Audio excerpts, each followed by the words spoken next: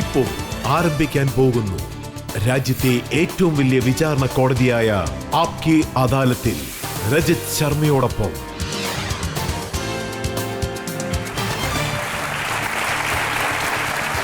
നമസ്കാരം. Thank you. ആപ്കി അദാലത്തിലെ ഇന്നത്തെ വിചാരണ നമുക്ക് ആരംഭിക്കാം. ആപ്കി അദാലത്തിൽ ഇന്ന് അതിഥിയായി വരുന്ന വ്യക്തി ഒരു ഫിലിം സ്റ്റാറാണ്. ഇദ്ദേഹം ഹീറോയായിട്ട് സിനിമയിൽ വന്നപ്പോൾ ജനങ്ങൾ അദ്ദേഹത്തെ സ്നേഹിച്ചു. പക്ഷേ അദ്ദേഹം വില്ലനായതിനു ശേഷം ജനങ്ങളുടെ സ്നേഹം അതിലും 10 മടങ്ങായി. ഇങ്ങനെയുള്ള അതിശയങ്ങൾ നമ്മുടെ സിനിമാ ലോകത്ത് വളരെ കുറവാണ്. പ്ലീസ് വെൽക്കം നായകന് ശേഷം വില്ലനായി മാറിയ ബോബി ഡിയോൾ.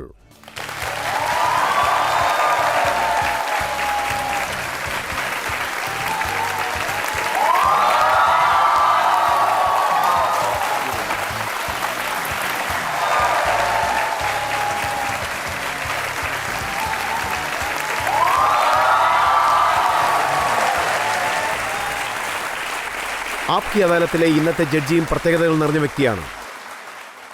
അവർ മന്ത്രിയായി പ്രവർത്തിച്ച വ്യക്തിയാണ്. അതുപോലെ സിനിമയിലും പരിചയമുള്ളൊരു മുഖമാണ്. Please welcome Beena കാക്ക്.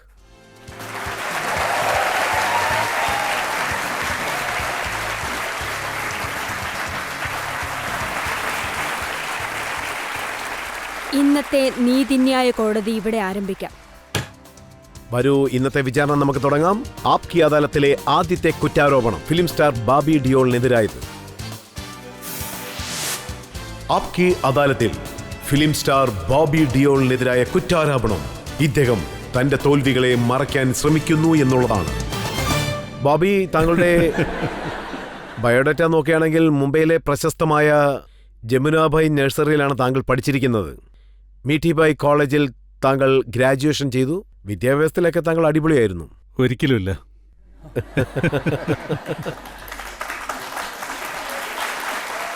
സ്കൂളിൽ പോയില്ലെന്ന് പറഞ്ഞ് വാശി പിടിച്ച് ദിവസവും അടി വാങ്ങിക്കുന്നതായിട്ടും കേട്ടിരുന്നു. അതെ അതെ, ഒരുപാട് അടി കിട്ടിയിട്ടുണ്ട്. കാരണം എനിക്ക് ചെറുപ്പം തൊട്ട് സ്കൂളിൽ പോകുന്നതിന് ഇഷ്ടമല്ല. എൻ്റെ പ്രശ്നം എന്താണെന്ന് വെച്ചാൽ, ചെറുപ്പത്തിൽ ഞാൻ കൂടുതലും ഹിന്ദിയിലാണ് സംസാരിക്കാറുള്ളത്. പക്ഷേ സ്കൂൾ ഇംഗ്ലീഷ് മീഡിയമായിരുന്നു. സോ സ്കൂളിൽ നിന്ന് ഒരുപാട് കംപ്ലൈൻറ്റ് വരും എൻ്റെ അമ്മയ്ക്ക്. മോൻ ഹിന്ദിയിലാണ് സംസാരിക്കുന്നതെങ്കിൽ നിങ്ങൾക്ക് ഹിന്ദി മീഡിയത്തിൽ ചേർന്നുകൂടെ എന്നും പറഞ്ഞ്. പിന്നെ എനിക്ക് കിട്ടിയ അടി കാരണം ഞാൻ ഹിന്ദി മറന്ന് ഇംഗ്ലീഷ് മാത്രം പഠിക്കാൻ തുടങ്ങി. ഇപ്പം ഞാൻ ശരിക്കും ചിന്തിക്കുന്നത് പോലും ഇംഗ്ലീഷിലാണ്. അതായത് സ്കൂളിനടുത്ത് തന്നെയായിരുന്നു എൻ്റെ വീടുണ്ടായിരുന്നത്. കാറിപ്പോയാലൊരു 5 മിനിറ്റ്, നടന്നു പോകുന്ന ദൂരമേ ഉള്ളൂ. അമ്മ എന്നെ അടിച്ച് നിർബന്ധിച്ച് നടത്തിക്കൊണ്ടാണ് കൂട്ടിക്കൊണ്ടു പോകാറുള്ളത് സ്കൂൾ വരെ. ഒരു ദിവസം പോകുമ്പോൾ പ്രിൻസിപ്പാൾ സ്കൂളിന് മുന്നിൽ നിൽപ്പുണ്ടായിരുന്നു. അപ്പോൾ അദ്ദേഹം എൻ്റെ അമ്മയോട് പറഞ്ഞു, നിങ്ങളുടെ മോന് പഠിക്കാൻ താല്പര്യമില്ലെങ്കിൽ ഇപ്പം തന്നെ തിരിച്ച് വീട്ടിലേക്ക് കൂട്ടിക്കൊണ്ടുപോയി. അദ്ദേഹം പറഞ്ഞ ഉടനെ എന്നെ തിരിച്ച് അടിച്ച് തന്നെ വീട്ടിലേക്ക് കൂട്ടിക്കൊണ്ടുപോയി. സോ ചെരുപ്പ് കൊണ്ടൊക്കെ അടി കിട്ടിയിട്ടുണ്ടെന്ന് പറഞ്ഞു. അതെ, അമ്മ നല്ലോണം അടിക്കുമായിരുന്നു. അവരുടെ ആയുധം ശരിക്കും ചെരുപ്പാണ് എന്നെ തല്ലാനുള്ളത്. മറ്റൊരു കാര്യം താങ്കൾ മറച്ചിരിക്കുകയാണ്. സ്കൂളിൽ താങ്കളുടെ പേര് വിജയ് സിംഗ് എന്നാണ്, സിനിമയിൽ പക്ഷേ ബോബി ഡിയോളാണ്. പക്ഷെ അച്ഛൻ താങ്കളെ കദ്ദു എന്നാണ് വിളിക്കുന്നത്. അതെ, അച്ഛൻ. അതായത് ചെറുപ്പത്തിൽ എൻ്റെ കണ്ണുകൾ വളരെ വലുതായിരുന്നു. എനിക്ക് നല്ല വണ്ണവും ഉണ്ടായിരുന്നു. അതായത് എൻ്റെ അച്ഛൻ എവിടെ പോയാലും അവിടെ കുറച്ച് സ്ഥലം വാങ്ങും, എന്നിട്ട് കുറച്ച് കൃഷി ചെയ്യും. അങ്ങനെ ഒരിക്കൽ കാശിംപൂരിൽ കുറച്ച് സ്ഥലം വാങ്ങുകയുണ്ടായി. അതായത് ഒരു വലിയ ഫാം ഹൗസ്. അങ്ങനെയുള്ളപ്പോൾ ഞാൻ അവിടെ പോയപ്പോൾ ഒരു വലിയ കുമ്പളങ്ങ കണ്ടു. ഞാൻ അച്ഛനോട് അതെന്താന്ന് ചോദിച്ചപ്പോൾ അത് കദ്ദു ആണെന്ന് പറഞ്ഞു. അന്ന് തൊട്ട് അച്ഛൻ എന്നെ കദ്ദു എന്നാണ് വിളിക്കാറ്. അച്ഛൻ അങ്ങനെ വിളിക്കുന്നുണ്ട് എനിക്കൊന്നും തെറ്റായിട്ട് തോന്നിയില്ല. അച്ഛൻ എപ്പോഴും പറയും, എടാ കദ്ദു ഇങ്ങോട്ട് വന്നേ എന്നൊക്കെ വിളിക്കും. സോ എൻ്റെ അമ്മ ആക്ച്വലി ഞാൻ ജനിച്ച സമയത്ത്, അതായത് 1969 ആദ്യമായി ചന്ദ്രനിൽ മനുഷ്യൻ കാലുകുത്തിയ സമയമാണ്. അന്നെനിക്ക് അമ്മ ഇന്ദ്രനീലെന്ന് പേരിടാൻ ആഗ്രഹിച്ചിരുന്നു. പക്ഷേ എൻ്റെ ചെറിയമ്മ സ്കൂളിൽ എന്നെ കൊണ്ടുപോയ സമയത്ത് ഒരുപക്ഷേ എൻ്റെ മുത്തശ്ശിയായിരിക്കും പറഞ്ഞത് എനിക്ക് ഈ ഒരു പേര്, ഇപ്പോഴത്തെ പേര്. ഞാൻ അവിടെ ചെന്നപ്പോൾ എൻ്റെ പേര് വിജയ് എന്ന് മാറ്റി. എൻ്റെ ശരിക്കുള്ള പേര് വിജയ് സിംഗ് ഡിയോൾ. അതിൽ പിന്നെയാണ് ഞാൻ ആ രസകരമായ കാര്യം അറിഞ്ഞത്. എൻ്റെ സഹോദരൻ അജയ്, ഞാൻ വിജയ്. എൻ്റെ ചേച്ചിയുടെ പേര് വിജയത, അതിന് നേരെ മൂത്ത ചേച്ചിയുടെ പേര് അജയത. ഇങ്ങനെയായിരുന്നു ഞങ്ങളുടെ വീട്ടിലുള്ളവരുടെ പേരുകൾ. ആ കദ്ദു സാർ ഒരു ദിവസം 20 ഗ്ലാസ് പാല് കുടിക്കുമെന്നും കേട്ടു. അതെ, എനിക്ക് പാല് വളരെ ഇഷ്ടമാണ്. സത്യം പറഞ്ഞാൽ കിച്ചണിലെ ഏറ്റവും വലിയ പാത്രത്തിൽ പാല് കുടിക്കാനാണ് ഞാൻ ആഗ്രഹിക്കാറുള്ളത്. പാല് മാത്രമല്ല, ലസ്സി കുടിക്കും, ജ്യൂസ് കുടിക്കും. അതൊക്കെ എനിക്ക് വളരെ ഇഷ്ടമാണ്. I loved it. പക്ഷെ ചേട്ടന് പാല് തീരെ ഇഷ്ടമല്ല. അദ്ദേഹത്തോട് ആരെങ്കിലും പാല് കുടിക്കുകയെന്ന് പറഞ്ഞാൽ മതി, അവിടുന്ന് മുങ്ങാൻ നോക്കും, അല്ലെങ്കിൽ പാല് താഴെ ഒഴിക്കും. അങ്ങനെയൊക്കെ ചെയ്യും. പക്ഷേ അദ്ദേഹത്തിന്റെ ബോഡി കണ്ട പാലും നെയ്യും ഒക്കെ കഴിക്കുന്നത് പോലെ. അല്ലല്ല, വലുതായപ്പോൾ അദ്ദേഹത്തിന് എല്ലാം ഇഷ്ടമായിരുന്നു. പാലും ലസ്സിയും എല്ലാം കുടിക്കുമായിരുന്നു. പക്ഷേ പറഞ്ഞു കേട്ടിട്ടില്ലേ, പാല് കുടിച്ചാൽ നമ്മളെല്ലാരും പറയും നല്ല സ്ട്രെങ്ത് കിട്ടുമെന്നൊക്കെ, നല്ല ഉയരം വെക്കും, നല്ലതാണ് എന്നൊക്കെ പറയാറില്ലേ. അതുപോലെ മറ്റൊരു കാര്യം കൂടെ കേട്ടിരുന്നു, 14 വയസ്സ് വരെ താങ്കൾ താങ്കളുടെ അച്ഛന്റെ മുറിയിലാണ് കിടന്നിരുന്നതെന്ന്. അതെ.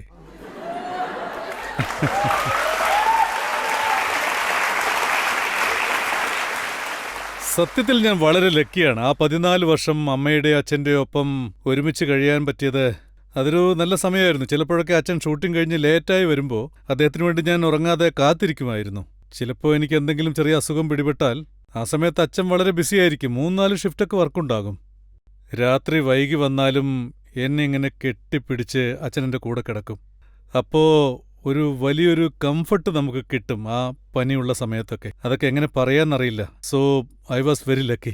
അമ്മ എന്നെ വഴക്ക് പറയും, ഇത്രയും വലിയ കുട്ടിയായില്ലടാ, നീ ഇനിയെങ്കിലും ചേട്ടൻ്റെ കൂടെ പോയി കിടന്നുകൂടെന്ന് ചോദിക്കും. അതിനെനിക്ക് ഒരുപാട് സമയം വേണ്ടി വന്നു. അങ്ങനെയൊക്കെ ആയിത്തീരാൻ എനിക്ക് 14 വർഷം വേണ്ടി വന്നു. അതുകൊണ്ട് തന്നെ എനിക്ക് അറ്റാച്ച്മെന്റ്. മറ്റൊരു കാര്യം കൂടെ കേട്ടിരുന്നു, താങ്കൾക്ക് ഇരുട്ടെന്ന് വെച്ച പേടിയാണ്, അതുകൊണ്ട് ലൈറ്റ് ഓഫ് ചെയ്യാതാണ് കിടക്കുന്നതെന്ന്. ആക്ച്വലി ഈ ശീലം എനിക്ക് എൻ്റെ അച്ഛനിൽ നിന്ന് കിട്ടിയതാണ്. കാരണം അച്ഛൻ ഉറങ്ങുന്ന സമയത്ത് കുറച്ചെങ്കിലും വെളിച്ചം അദ്ദേഹത്തിന് വേണം. ഞാൻ അദ്ദേഹത്തിൻ്റെ കൂടെ കഴിഞ്ഞ ആ 14 വർഷത്തിൽ നിന്ന് എനിക്ക് കിട്ടിയൊരു പാഠമായിരിക്കാം, അത് ശീലമായിരിക്കാം. അത് പിന്നെ എപ്പോഴും ഉണ്ടായിരുന്നു. എൻ്റെ കല്യാണം കഴിഞ്ഞ തുടക്കത്തിൽ വൈഫും ഞാനും തമ്മിൽ വഴക്കിടുമായിരുന്നു. ഞാൻ പറയും എനിക്ക് കുറച്ചെങ്കിലും വെളിച്ചം വേണമെന്ന്.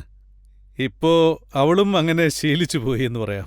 സോ അതുകൊണ്ടായിരിക്കാം എനിക്ക് എപ്പോഴും ഉറങ്ങുമ്പോഴും കുറച്ചെങ്കിലും വെളിച്ചം വേണം. അതാണ് എനിക്ക് കംഫർട്ടബിൾ. താങ്കളെ വീട്ടിൽ നിന്ന് പുറത്തോട്ട് വിടാറില്ല? അലോടിയില്ല, പുറത്തേക്ക് പറഞ്ഞയക്കുകയില്ല. കാലത്ത് 9:30 പോയി കഴിഞ്ഞാൽ 3:30 ആവുമ്പോൾ വീട്ടിലെത്തും. പിന്നെ വീട്ടിൽ തന്നെ, ബാക്കിയുള്ള സമയം മുഴുവൻ വീട്ടിൽ തന്നെ ആയിരിക്കും. പിന്നെ 9th-ഉം 10th-ലൊക്കെ എത്തിയപ്പോൾ, അതായത് ടീനേജിന്റെ സമയത്ത് എൻ്റെ ഫ്രണ്ട്സൊക്കെ വീട്ടിൽ പാർട്ടി നടത്തുമായിരുന്നു. അതിലേക്ക് എന്നെ ഇൻവൈറ്റ് ചെയ്യുമായിരുന്നു. അപ്പോൾ ഞാൻ അമ്മയോട് ചോദിക്കും പാർട്ടിക്ക് പോട്ടെ എന്ന്. പക്ഷെ അമ്മ വേണ്ടാന്ന് പറയും, എന്നെ അയക്കില്ല. എൻ്റെ ഓർമ്മയിൽ ഒരു 10 പ്രാവശ്യം ചോദിച്ചിട്ട് 1 പ്രാവശ്യമോ 2 പ്രാവശ്യമോ അയച്ചിട്ടുണ്ടാവും. അതും അങ്ങനെ സമ്മതിച്ചപ്പോൾ 9 മണിക്ക് വീട്ടിൽ തിരിച്ചെത്തണമെന്ന് പറഞ്ഞു. പിന്നെ ഞാൻ അവിടെ ചെന്നിട്ട് എന്ത് പാർട്ടി കൂടാനാണ്? എന്നിട്ട് ഞാൻ പോയിട്ടുണ്ട്. അവിടെ ചെന്ന് എൻ്റെ ഫ്രണ്ട്സിന് പാർട്ടിക്കുള്ള എല്ലാ അറേഞ്ച്മെന്റ്സും ഞാൻ ചെയ്തു കൊടുക്കും. അത് കഴിഞ്ഞ് വീട്ടിലേക്ക് തിരിച്ചു വരും. താങ്കളെ ആരെങ്കിലും കിഡ്നാപ്പ് ചെയ്യുമെന്നുള്ള പേടി ഉണ്ടായിരുന്നു? അങ്ങനെ നടന്നിരുന്നു. ആക്ച്വലി നിങ്ങളത് കേട്ടിട്ടുണ്ടോയെന്ന് എനിക്കറിയില്ല. ബില്ലാരംഗ എന്ന് കേട്ടിട്ടുണ്ടോ? ആ സമയത്ത് ആ പേര് കേട്ടാൽ തന്നെ എല്ലാവർക്കും ഭയമാണ്. ഒരുപാട് ക്രൈംസ് ചെയ്തിട്ടുണ്ട്. ഡൽഹിയെ തന്നെ നടുക്കുന്ന രീതിയിലുള്ള ചില സംഭവങ്ങൾ ഉണ്ടായിട്ടുണ്ട്.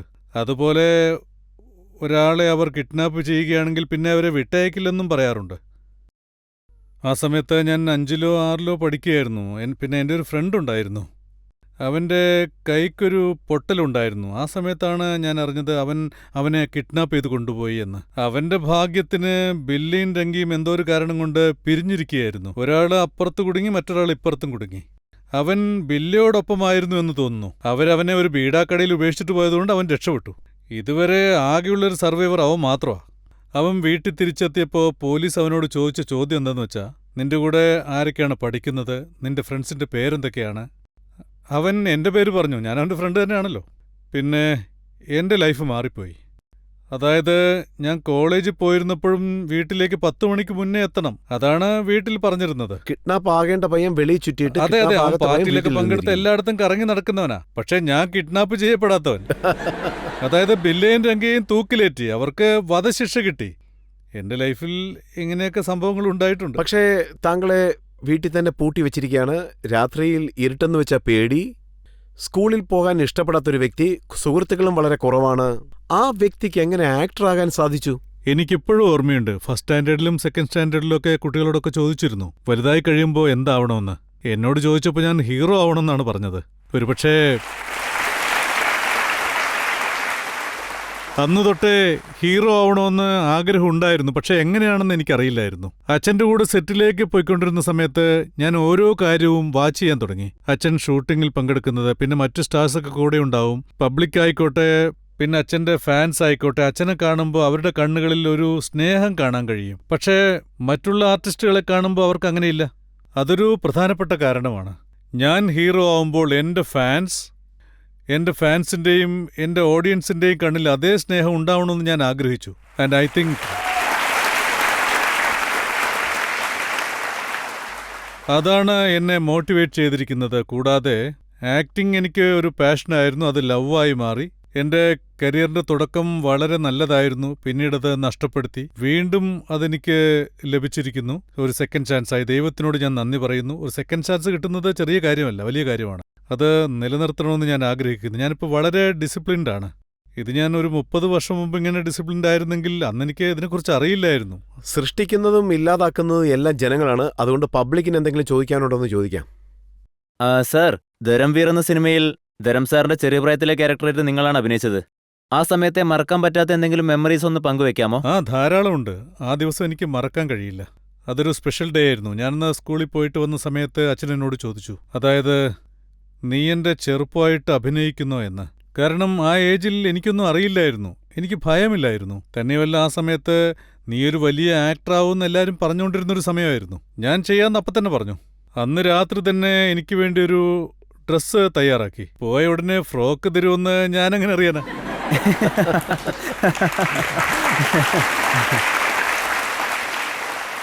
സോ ഈ കാര്യം ഞാൻ എല്ലാവരോടും പറഞ്ഞ് എംബ്രസ് ചെയ്യാൻ ആഗ്രഹിക്കുന്നില്ല.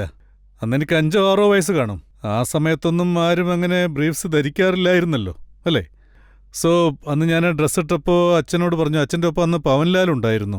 ഞാൻ അച്ഛനോട് പറഞ്ഞു, എനിക്കൊരു ഷോർട്ട് പാൻറ് വാങ്ങിച്ചു തരൂ, ഇതിടുമ്പോൾ എനിക്ക് എന്തോ പോലെ എടുത്ത് ചുറ്റാൻ വലിയ പ്രയാസമാണെന്ന് പറഞ്ഞു. പിന്നീട് എനിക്ക് ഷോർട്ട് പാൻറ് വാങ്ങിച്ചു തന്നു. അതിൽ എൻ്റെ ഡയലോഗ് ഇതല്ലേ കാര്യം, ഇതാ എന്ന് പറയണം, അതാണ്. ഞാൻ അവിടെ ചെന്നപ്പോൾ ഒരു ചുറ്റികയുണ്ടായിരുന്നു. ഞാനത് ഉയർത്താൻ നോക്കി, പക്ഷേ എനിക്കത് കഴിയുന്നില്ല.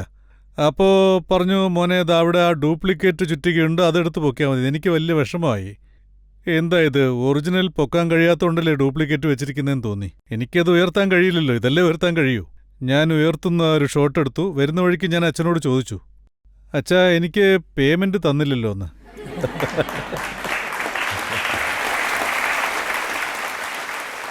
അപ്പോൾ അച്ഛൻ്റെ ബാഗ് തുറന്ന് അതിൽ നിന്ന് ഒരു 10,000-ന്റെ കെട്ടെടുത്ത് എനിക്ക് തന്നു. വീട്ടിൽ ചെന്നിട്ട് നിന്റെ മുത്തശ്ശിക്ക്, ഗ്രാൻഡ് മദറിൻ്റെ കയ്യിൽ കൊടുക്കുമെന്ന് പറഞ്ഞു. എന്നിട്ട് അവിടെയുള്ള എല്ലാ സ്റ്റാഫ്സിനും അത് ഷെയർ ചെയ്യണമെന്നും പറഞ്ഞു. ഞാനതുപോലെ വീട്ടിൽ ചെന്ന് മുത്തശ്ശിയുടെ കൈ കൊടുത്ത് അവിടെയുള്ള സ്റ്റാഫ്സിനൊക്കെ ഷെയർ ചെയ്യാൻ വേണ്ടി പറഞ്ഞു. അപ്പോൾ വീട്ടിലുള്ള എല്ലാവരും ചോദിച്ചു, നീ എന്താ ചെയ്തത്, എന്ത് ഷോട്ടാണ് എടുത്തത്?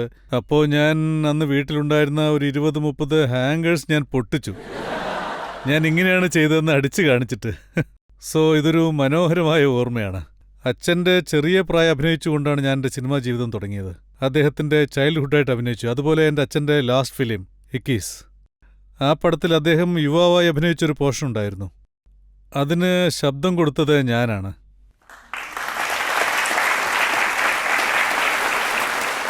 അതുകൊണ്ട് എൻ്റെ ജീവിതത്തിൽ ഏറ്റവും അമൂല്യമായ, ഏറ്റവും മനോഹരമായ നിമിഷങ്ങൾ അതാണെന്ന് ഞാൻ പറയും.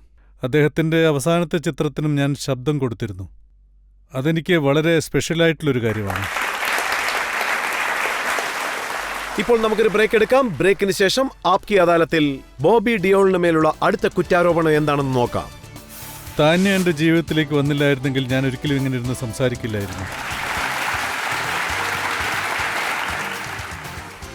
ഞാൻ എപ്പോഴും എല്ലാവരോടും പറയും, ഞാൻ ഒരു ഭാഗ്യവാനാണ്. എൻ്റെ ഈ കുടുംബത്തിൽ ജനിച്ചതാണ് എനിക്ക് ഏറ്റവും വലിയ ഭാഗ്യം. എനിക്ക് ഇങ്ങനത്തെ ഒരു അച്ഛനും അമ്മയും കിട്ടി.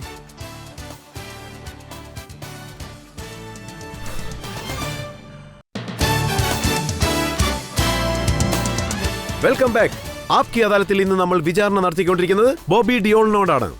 ആപ്കി അദാലത്തിലെ അടുത്ത കുറ്റാരോപണം. ആപ്കി അദാലത്തിൽ ഫിലിം സ്റ്റാർ ബോബി ഡിയോളിന് മേലുള്ള കുറ്റാരോപണം. എല്ലാ സന്ദർഭങ്ങളും തട്ടിൽ വെച്ച് നൽകിയാൽ പോലും ഇദ്ദേഹം അത് ഇല്ലാതാക്കി. ബോബി, ഇക്കാര്യം സത്യമാണോ? താങ്കൾ സൂപ്പർ സ്റ്റാർ ധർമ്മേന്ദ്രയുടെ പയ്യനാണ്, സൂപ്പർ സ്റ്റാർ സണ്ണി ഡിയോളിന്റെ അനുജൻ. വലിയ വലിയ ഡയറക്ടേഴ്സ് വന്നിരുന്നു താങ്കളെ ഫിലിമിലേക്ക് ലോഞ്ച് ചെയ്യാൻ വേണ്ടി. നമുക്ക് ആദ്യത്തെ സിനിമയിൽ ചാൻസ് കിട്ടും, പിന്നെ നമ്മളാണ് തീരുമാനിക്കേണ്ടത്. ദൈവത്തിൻ്റെ അടുത്ത് ചെന്ന് ഞാൻ ഈ കുടുംബത്തിൽ എന്നെ ജനിപ്പിക്കണമെന്ന് ഞാൻ പറഞ്ഞിട്ടില്ലല്ലോ, പക്ഷെ ജനിച്ചുപോയി. ഞാൻ വളരെ ലക്കിയാണ്. ആർക്കും താൻ ജനിക്കുന്നത് എവിടെയാണ് എന്താണെന്നൊന്നും അറിയില്ലല്ലോ. നമ്മൾ എന്തൊക്കെ സൗകര്യങ്ങളോടുകൂടിയാണ് ജനിക്കുന്നതെന്ന്. ഞാൻ ലക്കിയായിരുന്നത് കൊണ്ട് എനിക്കെല്ലാം കിട്ടി, അത്രയേ ഉള്ളൂ. ധർമ്മേന്ദ്രയുടെ മകൻ സണ്ണി ഡിയോൾ വന്നു, ജനങ്ങൾ സ്വീകരിച്ചു, വലിയ സ്റ്റാറായി. എനിക്കൊരവസരം വരുമ്പോൾ ഒരുപാട് പേരുണ്ടായിരുന്നു. സുഭാഷ് ഘായ് സൗദാഗർ പടം തുടങ്ങുമ്പോൾ പറയൂ. അദ്ദേഹം ആ സിനിമയിൽ താങ്കളെ പരിചയപ്പെടുത്തണമെന്ന് ആഗ്രഹിച്ചിരുന്നു. ആ സിനിമയിൽ ദിലീപ് കുമാർ ഉണ്ടായിരുന്നു, അതെ. രാജ്കുമാർ ഉണ്ടായിരുന്നു. അതുപോലെ ധാരാളം ഓഫർ വന്നിരുന്നു. അച്ഛന്റെ സ്വപ്നം താൻ തന്റെ മകനെ പരിചയപ്പെടുത്തണമെന്നായിരുന്നു. അതിന് കുറച്ച് സമയം അതുകൊണ്ട് എടുത്തു. എല്ലാം വേണ്ടാന്ന് പറഞ്ഞു. അതെ അതെ അതെ. അതിനുശേഷം ശേഖർ കപൂറിനൊപ്പം സിനിമ ചെയ്തു. ശേഖറുമായിട്ട് സൈൻ ചെയ്ത് ഞങ്ങൾ പ്രൊഡ്യൂസ് ചെയ്യേണ്ടതായിരുന്നു വിജയ്ദ സിനിമയിൽ. ശേഖർ 27 ദിവസം എന്നെ വെച്ച് ഷൂട്ട് ചെയ്തിരുന്നു. ആ സമയത്താണ് അദ്ദേഹത്തിന് ഹോളിവുഡിൽ നിന്നും പണ്ഡിറ്റ് ക്യൂവിൻ്റെ ഓഫർ വന്നത്. സോ അദ്ദേഹം അച്ഛനോട് വന്ന് പറഞ്ഞു, എനിക്കൊരു ഹോളിവുഡ് ഓഫർ വന്നിട്ടുണ്ടെന്ന്, എന്നെ പോകാൻ അനുവദിക്കുമോ? 8 മാസം കഴിഞ്ഞ് വന്ന മോൻ്റെ പടം കണ്ടിന്യൂ ചെയ്യാമെന്ന് പറഞ്ഞു. അതിന് അച്ഛൻ എന്ത് പറഞ്ഞെന്ന് വെച്ചാൽ, താൻ ചെല്ല്, തനിക്ക് എന്താണോ സന്തോഷം തരുന്നത് അത് ചെയ്യേ. നിനക്ക് ഹോളിവുഡ് ഇമ്പോർട്ടൻ്റ് ആണെങ്കിൽ എനിക്ക് എൻ്റെ മോനാണ് ഇമ്പോർട്ടൻ്റ്. സോ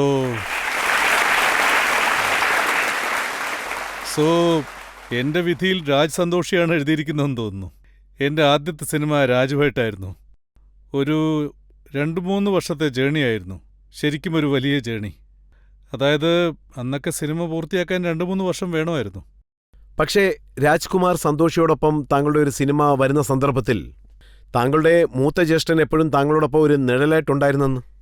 ചേട്ടൻ ആ ജോലിയൊക്കെ നിർത്തി പ്രൊഡക്ഷൻ നോക്കിക്കൊണ്ടിരിക്കുകയായിരുന്നു. ആരും അങ്ങനെയൊന്നും ചെയ്യില്ല. സ്വന്തം സഹോദരന് വേണ്ടിയാണെങ്കിലും വേറെ ജോലിയൊക്കെ മാറ്റിവെച്ച് അനിയന് വേണ്ടി അദ്ദേഹത്തിന്റെ പൂർണ്ണ ശ്രദ്ധയും എൻ്റെ സിനിമയിലായിരുന്നു. ചേട്ടനെക്കുറിച്ച് ഞാൻ എപ്പോഴും പറയും, അദ്ദേഹം എൻ്റെ അച്ഛനെ പോലെയാണ്. സത്യമായിട്ടും അദ്ദേഹം എനിക്ക് വേണ്ടി അദ്ദേഹത്തിന്റെ ജോലികളെല്ലാം സാക്രിഫൈസ് ചെയ്തിട്ടുണ്ട്.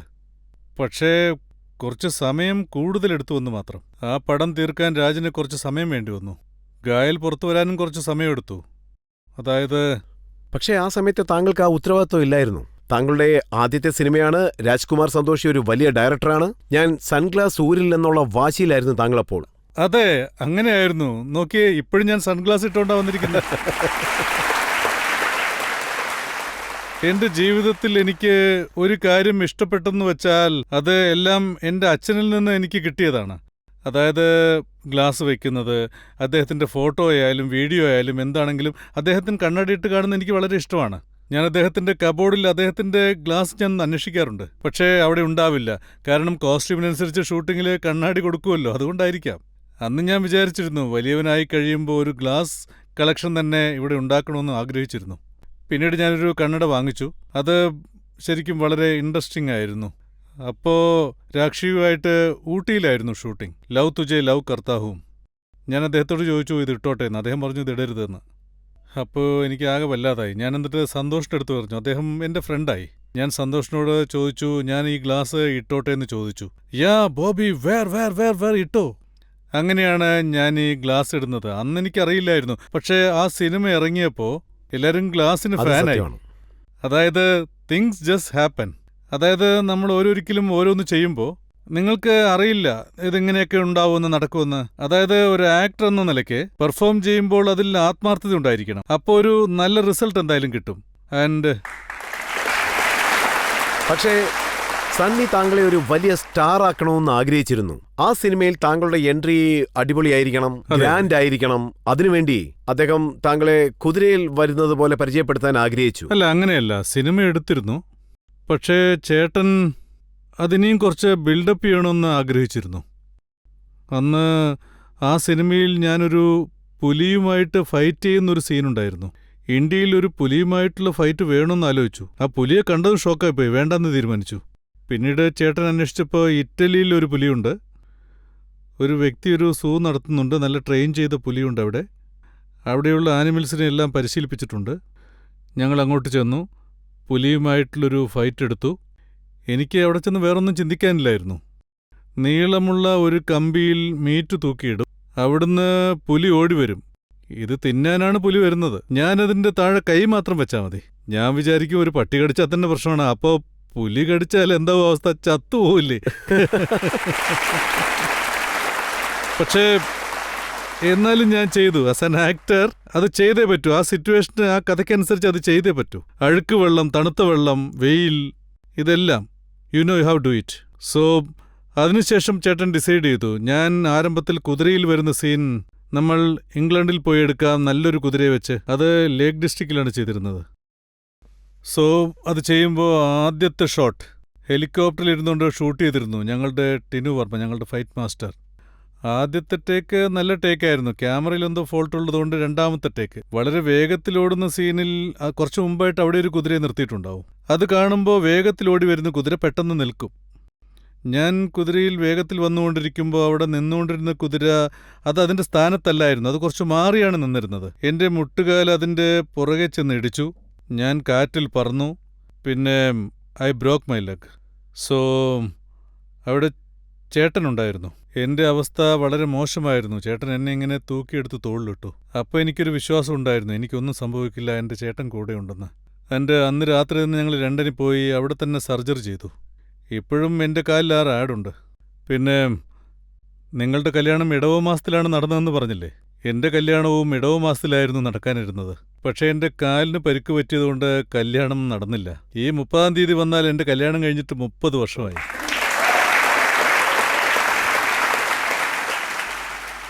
അതിനുശേഷം താങ്കളുടെ അഹങ്കാരവും കുറച്ച് കൂടി. അഹങ്കാരോ? അതായത് ഒരു ഫേമസ് ആയിട്ടുള്ള പാട്ടുണ്ടല്ലോ, ദുനിയ അസീനോം കാ മേള മേലോമേ മേ അഖേല. അതെ. ആ പാട്ടിന് ഡാൻസ് കളിക്കുന്ന സമയത്ത് താങ്കൾ 6 പ്രാവശ്യം പാൻറ് മാറ്റിയിരിക്കുകയാണ്.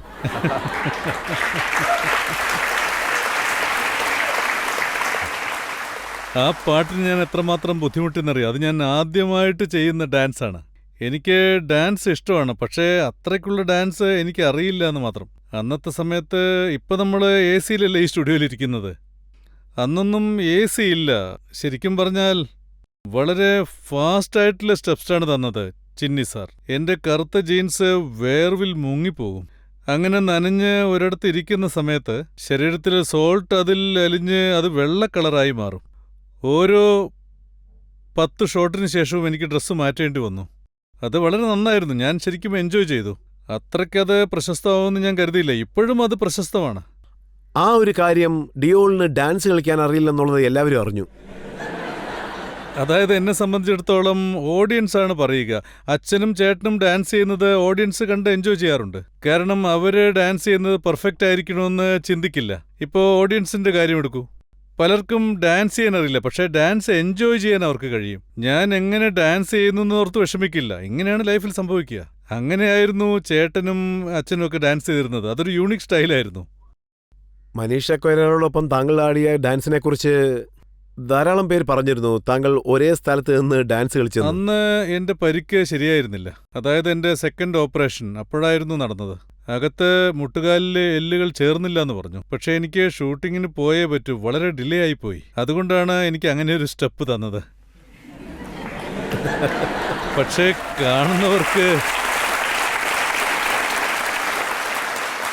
കാണുന്നവർ കരുതി ഇതാണ് ബോബിയുടെ സ്റ്റൈലെന്ന്. അപ്പോൾ എങ്ങനെയോ ഓടി. ഇപ്പോഴും മീംസൊക്കെ വരുന്നുണ്ട്. ജനങ്ങളത് ലൈക്ക് ചെയ്യുന്നു.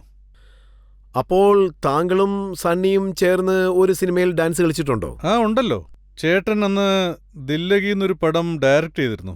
അതിൽ ധൂം ധൂം ലക്ക ലക്ക എന്നൊരു പാട്ടുണ്ടായിരുന്നു. അതിൽ രണ്ടുപേരും ചേർന്ന് ഡാൻസ് ചെയ്തിട്ടുണ്ട്. അതുപോലെ തന്നെ ആ സമയത്ത് സിനിമകൾ ഓടാത്തതുകൊണ്ട് താങ്കളുടെ മദ്യപാനശീലവും കൂടിയെന്ന് കേട്ടു. മദ്യപിച്ചതിന് ശേഷം താങ്കൾ പറഞ്ഞിരിക്കുകയാണ്, ഈ ലോകത്തുള്ളവരാരും എനിക്ക് സന്ദർഭം തരുന്നില്ലെന്ന്. ഒരു ഘട്ടത്തിൽ നമ്മൾ ഗിവപ്പ് ചെയ്താൽ സെൽഫ് ബിറ്റിക്ക് പോകും. അത് മനുഷ്യരുടെ ഒരു ഇതാണ്. എൻ്റെ ജീവിതം അവസാനിച്ചു, എനിക്ക് ഇത്രയൊക്കെ കഴിവുകളുണ്ടായിട്ടും അങ്ങനെ ചില കാര്യങ്ങളിൽ അഡിക്ഷൻ ഉണ്ടാവും. സിഗരറ്റ് വലിക്കുന്നത്, സ്മോള് കഴിക്കുന്നത്, അങ്ങനെയുള്ള ശീലങ്ങൾ അച്ഛന് എപ്പോഴും ഉണ്ടായിരുന്നു. ആദ്യമൊന്നും കുടിക്കുന്ന ശീലമില്ലായിരുന്നു, പിന്നീട് കുടിക്കാൻ തുടങ്ങി. മദ്യമെന്ന് പറയുന്നത് ആദ്യം നമ്മൾ അത് കുടിക്കും, പിന്നീട് അത് നമ്മളെ കുടിക്കും. എൻ്റെ കാര്യത്തിലും അങ്ങനെയായിരുന്നു. പക്ഷേ എൻ്റെ വൈഫ്, അവളാണ് എൻ്റെ എല്ലാം. അവളാണ് എൻ്റെ ബാക്ക് ബോൺ, എൻ്റെ എവരിത്തിങ്. ഒരു സ്ത്രീക്ക് മാത്രമേ ഇത് മനസ്സിലാക്കാൻ കഴിയൂ. എൻ്റെ ഹസ്ബൻഡ് ഏത് സിറ്റുവേഷനിലൂടെയാണ് കടന്നു പോകുന്നത്. പിന്നെ എൻ്റെ ദേഷ്യം അധികമായി, എൻ്റെ സ്വഭാവം മാറി. താനിയ എൻ്റെ ജീവിതത്തിലേക്ക് വന്നില്ലായിരുന്നെങ്കിൽ ഞാൻ നിങ്ങളുടെ മുന്നിൽ ഇപ്പോൾ ഇരുന്ന് സംസാരിക്കില്ലായിരുന്നു. താനിയ എൻ്റെ കൂടെ നിന്നു. അതുപോലെ എൻ്റെ കുടുംബത്തെയും നോക്കി, വീട്ടിലെ എല്ലാ കാര്യങ്ങളും നോക്കി. എൻ്റെ വൈഫ് വർക്ക് ചെയ്യുന്നുണ്ടായിരുന്നു. ഞാൻ സമ്പാദിക്കുന്നില്ല എന്നൊരു വാക്ക് പോലും അവർ പറഞ്ഞിട്ടില്ല. എന്തിനാ ഇങ്ങനെയൊക്കെ ചിന്തിക്കുന്നതെന്ന് എന്നോട് ചോദിക്കും. അതായത് മാറ്റമെന്ന് പറയുന്നത് പുറത്തുനിന്ന് വരില്ല, നമ്മുടെ ഉള്ളിൽ നിന്ന് വേണം വരാൻ. അതുപോലെ ഒരു ഉൾവിളി എന്നിൽ നിന്നുണ്ടായി. മക്കൾ വൈഫിനോട് ചോദിക്കും, എന്താ അച്ഛൻ ജോലിക്ക് പോകാതെ വീട്ടിലിരിക്കുന്നതെന്ന്. അമ്മ മാത്രം ജോലിക്ക് പോയിട്ട് വരുന്നു എന്ന് പറയും. ആ വാക്ക് എൻ്റെ മനസ്സിനെ വല്ലാതെ വേദനിപ്പിച്ചു. ഞാൻ എന്താ ഈ കാണിക്കുന്നതെന്ന്. കാരണം നമ്മുടെ മക്കൾ നമ്മളെ കണ്ടാണ് വളരുന്നത് തന്നെ. അതിനുശേഷം ഞാൻ സ്വയം സടകുടഞ്ഞെഴുന്നേറ്റ് ഓടാൻ തുടങ്ങി. ഈ കാര്യം താങ്കളെ സങ്കടപ്പെടുത്തി കാണും. ഇംതിയാസ് താങ്കളുടെ സുഹൃത്താണ്. ജബ് വി മേറ്റ് എടുത്ത സമയത്ത് താങ്കളെ വിട്ടിട്ട് ഷാഹിലിനെ തെരഞ്ഞെടുത്തു. ആ കഥയൊക്കെ നടന്നിരുന്നു. അന്ന് ഞങ്ങൾ നല്ല സുഹൃത്തുക്കളായിരുന്നു. എനിക്കതിൽ വല്ലാത്ത വിഷമമുണ്ട്. അതായത് യഥാർത്ഥത്തിൽ എനിക്ക് അന്ന് അങ്ങനെയൊരു സിനിമയായിരുന്നു ആവശ്യമായിരുന്നത്. എനിക്ക് ഇംതിയാസിൽ വളരെ വിശ്വാസമുണ്ടായിരുന്നു. ആ സമയത്ത് അഭയെ വെച്ച് സോച്ചാനാഥ എന്നൊരു സിനിമ എടുത്തിരുന്നു. അന്ന് ഞാനതിൻ്റെ റഫ് കട്ട് കണ്ടു. എനിക്കത് വളരെയേറെ ഇഷ്ടപ്പെട്ടു. അദ്ദേഹത്തിന്റെ ആ വർക്ക് കണ്ടിട്ട് ഞാൻ വളരെ എക്സൈറ്റഡ് ആയി. വളരെ നല്ല ഡയറക്ടർ. അദ്ദേഹത്തിന്റെ ഒപ്പം ഒരു സിനിമ ചെയ്യണമെന്ന് ആഗ്രഹിച്ചു. അന്ന് തന്നെ അവിടുന്ന് ഒരു സിനിമ തുടങ്ങണമെന്ന് ഞങ്ങൾ സംസാരിക്കാൻ തുടങ്ങി. അന്ന് എനിക്ക് മാർക്കറ്റ് കുറവായിരുന്നുകൊണ്ട് അതിന് ചാൻസ് കുറവായിരുന്നു. ആരും അതിനെക്കുറിച്ച് സംസാരിക്കുകയില്ല. സമയം എത്ര പോയെന്ന് വെച്ചാൽ ഞാൻ ആരെയൊക്കെ അപ്രോച്ച് ചെയ്തോ അവർ തന്നെ അതേ പ്രൊഡ്യൂസേഴ്സ് ഒരു പടത്തിന്റെ കാര്യം പറയുമ്പോൾ ഇംതിയാസ് ആണെങ്കിൽ നന്നായിരിക്കുമെന്ന് പറഞ്ഞു. അതേ പ്രൊഡ്യൂസേഴ്സ് ഇംതിയാസിന് വെച്ച് ഞാൻ ഏത് ഹീറോയിനെ കുറിച്ചാണോ പറഞ്ഞത് അവർ വെച്ചെടുത്തു. ആദ്യം വേണ്ടാന്ന് പറഞ്ഞവർ ആ സിനിമ എടുക്കുകയുണ്ടായി. ഇതൊക്കെ കാണുമ്പോൾ മനസ്സിന് വേദനിക്കുമല്ലോ. പിന്നീടാണ് മനസ്സിലായത് ഇതൊക്കെ ജീവിതത്തിൽ സാധാരണയാണ്, ഇങ്ങനെയൊക്കെ ഉണ്ടാവുമെന്ന്. എല്ലാ സമയത്തും എല്ലാ കാര്യങ്ങളും നടക്കണമെന്നില്ല. ഈ കാര്യം ഞാൻ വീണ്ടും വർക്ക് ചെയ്യാൻ തുടങ്ങുന്ന സമയത്ത് എനിക്ക് മനസ്സിലായി, ഇതാണ് എന്റെ സ്റ്റണ്ട്. എന്റെ ഉള്ളിലുണ്ടായിരുന്ന വേദന, കോപം, ഇതൊക്കെയാണ് എന്റെ സ്റ്റണ്ട്. ഇതൊക്കെയാണ് എന്റെ ശക്തി. കാരണം എപ്പോഴും അതേക്കുറിച്ച് ഓർത്ത് നമുക്ക് കരഞ്ഞുകൊണ്ടിരിക്കാൻ കഴിയില്ല. ആ അനുഭവങ്ങളൊക്കെയാണ് എന്നെ ശരിക്കും ഒരു നല്ല മനുഷ്യനാക്കി മാറ്റിയത്. ഇതൊക്കെ എനിക്ക് ജീവിതം പഠിപ്പിച്ച ഒരു പാഠമാണെന്ന് പറയാം. ഇതിൽ ഞാൻ ആരെയും കുറ്റപ്പെടുത്തില്ല, അവരെ എന്നോട് ഇങ്ങനെയൊക്കെ പെരുമാറിയിട്ടുണ്ട് എന്നൊക്കെ പറഞ്ഞ്. രാജേഷ് ഖന്ന എപ്പോഴും സിനിമയെക്കുറിച്ചാണ് സംസാരിക്കുന്നത്. ഇന്ന് ഞാൻ നിൽക്കുന്ന സ്ഥലത്ത് മുൻപ് മറ്റൊരാൾ നിന്നിരുന്നു. ഇതും ഒരു കാലമാണ്, അതും ഒരു കാലമാണെന്ന്. താങ്കൾക്ക് ചോദ്യം ചോദിക്കണോ? ചോദിക്കൂ.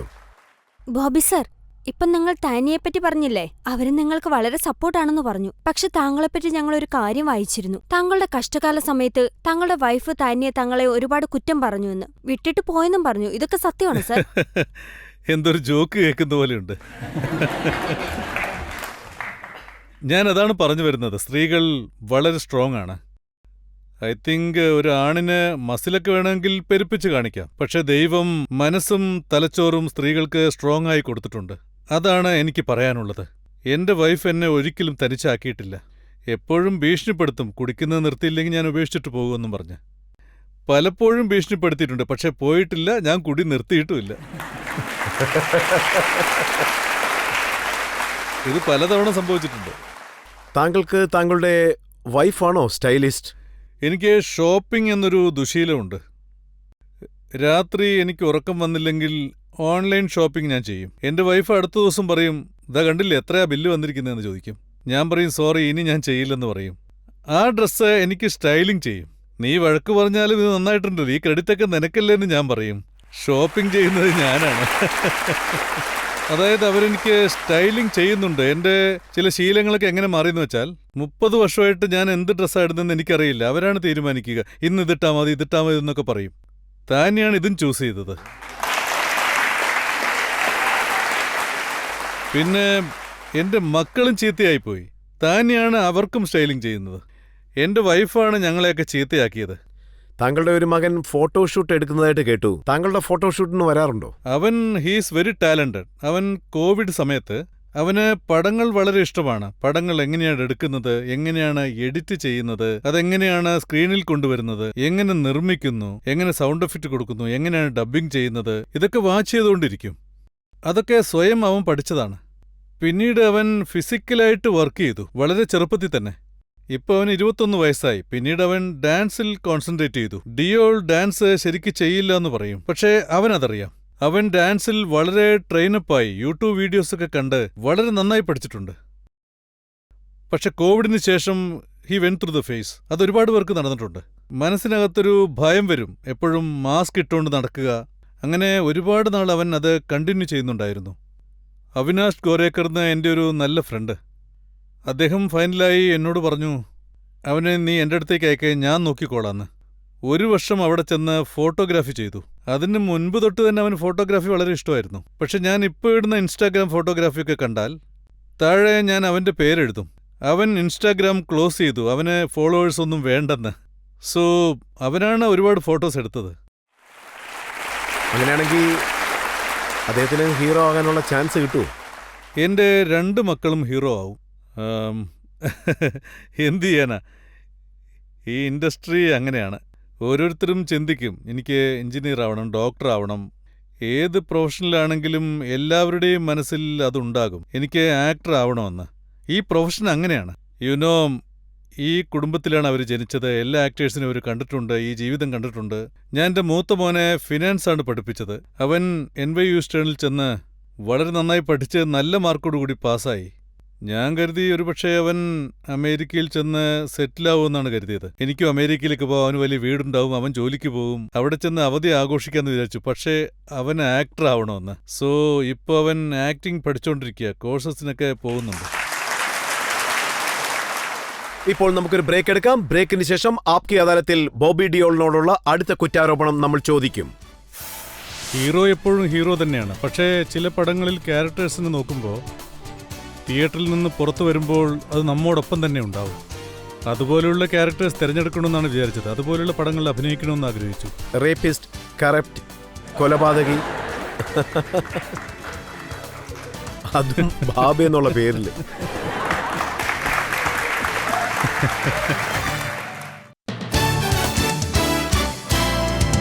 Welcome back. ആപ്കി അദാലത്തിൽ ഇന്ന് നമ്മൾ വിചാരണ നടത്തിക്കൊണ്ടിരിക്കുന്നത് ഫിലിം സ്റ്റാർ ബോബി ഡിയോളിനോടാണ്. ആപ്കി അദാലത്തിലെ അടുത്ത കുറ്റാരോപണം. ആപ്കി അദാലത്തിൽ ഫിലിം സ്റ്റാർ ബോബി ഡിയോളിന് മേലുള്ള കുറ്റാരോപണം ഇദ്ദേഹം കുടുംബത്തിന്റെ പാരമ്പര്യം ഇല്ലാതാക്കി എന്നുള്ളതാണ്. താങ്കളുടെ കുടുംബത്തിന്റെ പാരമ്പര്യം എന്താണെന്ന് വെച്ചാൽ, ധർമ്മേന്ദ്ര സർ ഇതുവരെ ഒരു വില്ലനായിട്ടും അഭിനയിച്ചിട്ടില്ല, നെഗറ്റീവ് റോളും ചെയ്തിട്ടില്ല. സണ്ണി ഒരു പ്രാവശ്യം പോലും നെഗറ്റീവ് റോൾ ചെയ്തിട്ടില്ല. പക്ഷേ താങ്കൾ വില്ലനായിരിക്കുന്നു, നെഗറ്റീവ് റോളിലാണ് അഭിനയിക്കുന്നത്, ബാബ നിരാളെ പോലെ.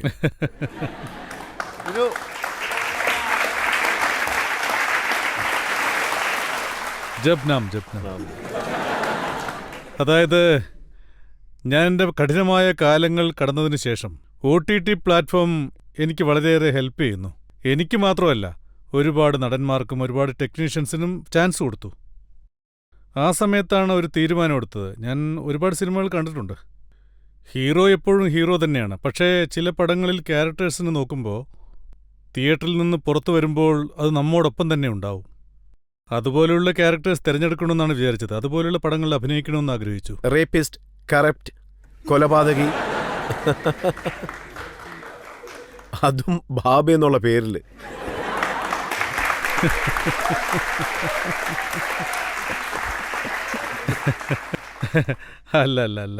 അല്ല, അങ്ങനെയൊന്നും ഞാൻ ചിന്തിച്ചിട്ടല്ല അഭിനയിച്ചത്. ഞാൻ പ്രകാശ് ജിയെ കാണുമ്പോൾ എനിക്ക് അങ്ങനെയൊന്നും തോന്നിയിരുന്നില്ല. പോലീസ് ഓഫീസറുടെ റോളായിരിക്കുമെന്നാ കരുതിയേ, ദർശൻ പ്ലേ ചെയ്യുന്ന റോൾ. അത് കഴിഞ്ഞ് ആ കഥ മുഴുവൻ കേട്ട് കഴിഞ്ഞപ്പോൾ ഞാൻ പറഞ്ഞു, വളരെ നന്നായിട്ടുണ്ട് പ്രകാശ് ജി. അപ്പോൾ പറഞ്ഞു, നീയാണ് ആ ബാബ റോൾ ചെയ്യുന്നതെന്ന്. ഞാൻ അങ്ങനെയൊന്നും കരുതിയിട്ടില്ലെന്ന് ഞാൻ പറഞ്ഞു. അതായത് നമ്മൾ വെറുതെ ഇരിക്കുന്ന സമയത്ത് നമുക്ക് അങ്ങനെ ഒരു കഥാപാത്രം കിട്ടുന്നു, നമ്മുടെ കംഫർട്ട് സോണിന് പുറത്താണ്, എന്നിട്ടും ഞാനത് ചെയ്യാമെന്ന് സമ്മതിച്ചു. I will do it. അതൊരു ചാലഞ്ചായിരിക്കും. അതായത് സിനിമകളുടെ കാര്യത്തിൽ അഭിനേതാക്കൾ അഭിനയിക്കുമ്പോൾ നമ്മൾ ആരെയും കൊല്ലാൻ പോകുന്നില്ല, തെറ്റായ കാര്യങ്ങൾ ചെയ്യുന്നില്ല, ജസ്റ്റ് നമ്മളവിടെ പെർഫോം ചെയ്യുന്നു. പക്ഷെ ജനങ്ങൾ താങ്കളുടെ മേൽ കുറ്റം ആരോപിച്ചു. താങ്കൾ ബാബയുടെയും ആശ്രമത്തിന്റെയൊക്കെ പേര് ചീത്തയാക്കിയെന്നു. പേര് ചീത്തയാക്കിയെന്നോ?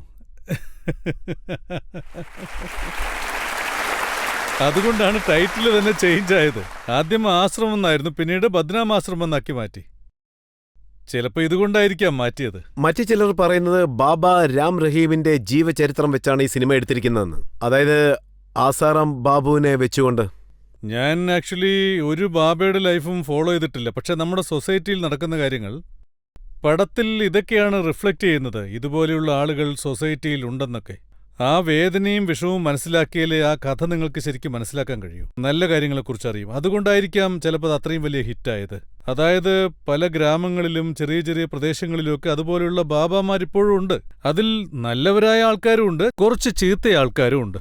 അവർ അറിയാതെ എത്ര പേരുടെ ലൈഫായിരിക്കും സ്പോയിലാക്കി. താങ്കൾ ഏത് മോശം ബാബയെ കണ്ട് ഇൻസ്പയർ ആയാണ് ഈ റോൾ ചെയ്തത്?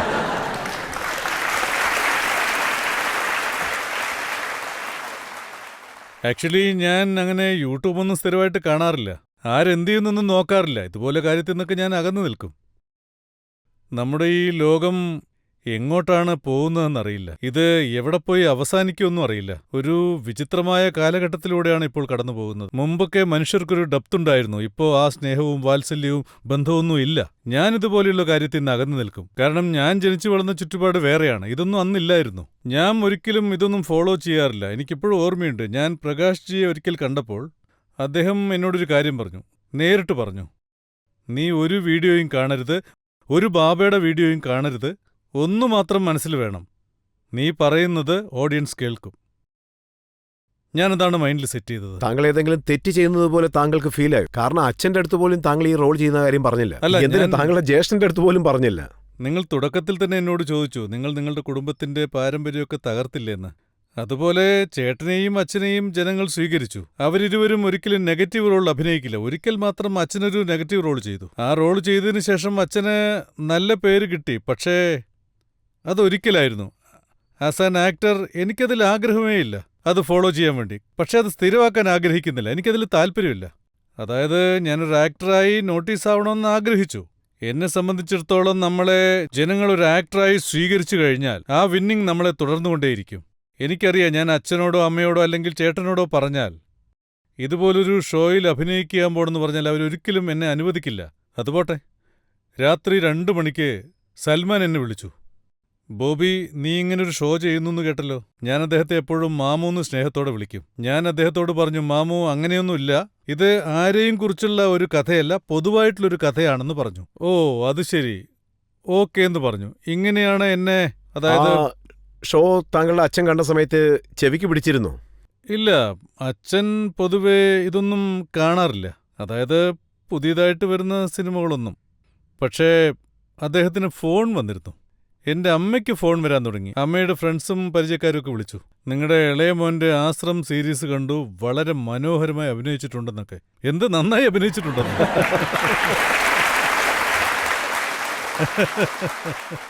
സോ എൻ്റെ അച്ഛൻ്റെ പരിചയക്കാര്, അച്ഛൻ്റെ സുഹൃത്തുക്കള് അദ്ദേഹത്തോട് പറഞ്ഞിരിക്കുന്നു, നിങ്ങളുടെ മോൻ ആശ്രം എന്നൊരു സീരീസിൽ വളരെ മനോഹരമായി അഭിനയിച്ചിരിക്കുന്നു എന്ന്. അത് സൂപ്പറായിട്ടുണ്ടെന്ന്. പിന്നെ ബ്രദറിനോട് പറഞ്ഞിരിക്കുന്നു, സുഹൃത്തുക്കളോട് പറഞ്ഞിരിക്കുന്നു. ബ്രദർ പറഞ്ഞു നന്നായി അഭിനയിച്ചിട്ടുണ്ട്. എനിക്ക് ബോബിയുടെ നമ്പർ വേണം, അദ്ദേഹത്തെ വിളിച്ച് നേരിട്ട് അഭിനന്ദിക്കണമെന്ന് പലരും പറഞ്ഞു അത്രേ. അതൊക്കെ കേട്ടപ്പോൾ എനിക്ക് വളരെ സന്തോഷം തോന്നി. ഇവൻച്വലി ഒരു ആക്ടർ എന്ന നിലയ്ക്ക് നമുക്കൊരു സ്വാതന്ത്ര്യം വേണം, നമ്മുടേതായ തനതായ ഒരു സ്റ്റൈല് വേണം, ഇൻഡിവിജ്വാലിറ്റി വേണം. കാരണം ഞങ്ങളെല്ലാവരും ഒരേ കുടുംബത്തിൽപ്പെട്ടവരാണ്. അച്ഛനൊരു വലിയ സൂപ്പർ സ്റ്റാറാണ്, വലിയ ലെജൻഡാണ്. അച്ഛനൊരു വലിയ സൂപ്പർ സ്റ്റാർ. ആ ഒരു ഉത്തരവാദിത്വം ഉണ്ടായിരിക്കണം. ജനങ്ങൾ ബോബിയും അതുപോലുള്ള റോളെ അഭിനയിക്കൂ എന്ന് പറയും. ശരിക്കും ഞാൻ വളരെ ലക്കിയാണ്. OTT പ്ലാറ്റ്ഫോം കാരണം ഡിഫറൻ്റ് ആയുള്ള കഥാപാത്രങ്ങൾ അഭിനയിക്കാൻ പറ്റി. ഇപ്പോൾ ഞാൻ ക്ലാസ് ഓഫ് 83 ചെയ്തു, പിന്നെ ആശ്രം ചെയ്തു, ലവ് ഹോസ്റ്റൽ ചെയ്തു. ആ ലവ് ഹോസ്റ്റലിലും നെഗറ്റീവ് റോളാണ്. പിന്നെ ബാറ്റ്സ് ഓഫ് ബോളിവുഡ് ചെയ്തു. അത് വളരെ വലിയ ഹിറ്റായി. സോ സൽമാൻ ഖാൻ താങ്കളുടെ വെൽവിഷറാണ്. ഈ റോൾ ചെയ്തതിന് ശേഷം അദ്ദേഹം എന്താണ് പറഞ്ഞത്? അദ്ദേഹം വളരെ സന്തോഷിച്ചു. മാമു ശരിക്കും നല്ലൊരു വ്യക്തിയാണ് സൽമാൻ. അതായത് അദ്ദേഹം എപ്പോഴും കൊടുക്കാനാണ് ആഗ്രഹിക്കുക. അദ്ദേഹത്തിന് വലിയ മനസ്സാണ്, എല്ലാവരെയും സന്തോഷത്തോടെ കാണണം. അതുകൊണ്ടാണ് അവൻ എന്നെപ്പോലെയാണെന്ന് എപ്പോഴും പറയും. 2 പേർക്കും സിമിലർ ക്വാളിറ്റി ഉണ്ടെന്ന് പറയും. അതുകൊണ്ട് ഞാൻ എപ്പോഴും പറയും, എനിക്ക് റേസ് 3ക്ക് വേണ്ടി ഫോൺ വന്നപ്പോൾ അതിനു മുമ്പ് ഞങ്ങളെല്ലാവരും ചേർന്ന് CCL cricket, celebrity cricket league, ആ സമയത്ത് ഞാൻ താടി വളർത്തിയിട്ടുണ്ടായിരുന്നു ഒരു പ്രോജക്റ്റിന് വേണ്ടി. ഞാൻ ട്രൈ ചെയ്തിരുന്നു, പക്ഷെ അത് ശരിക്കും വർക്കൗട്ടായില്ല.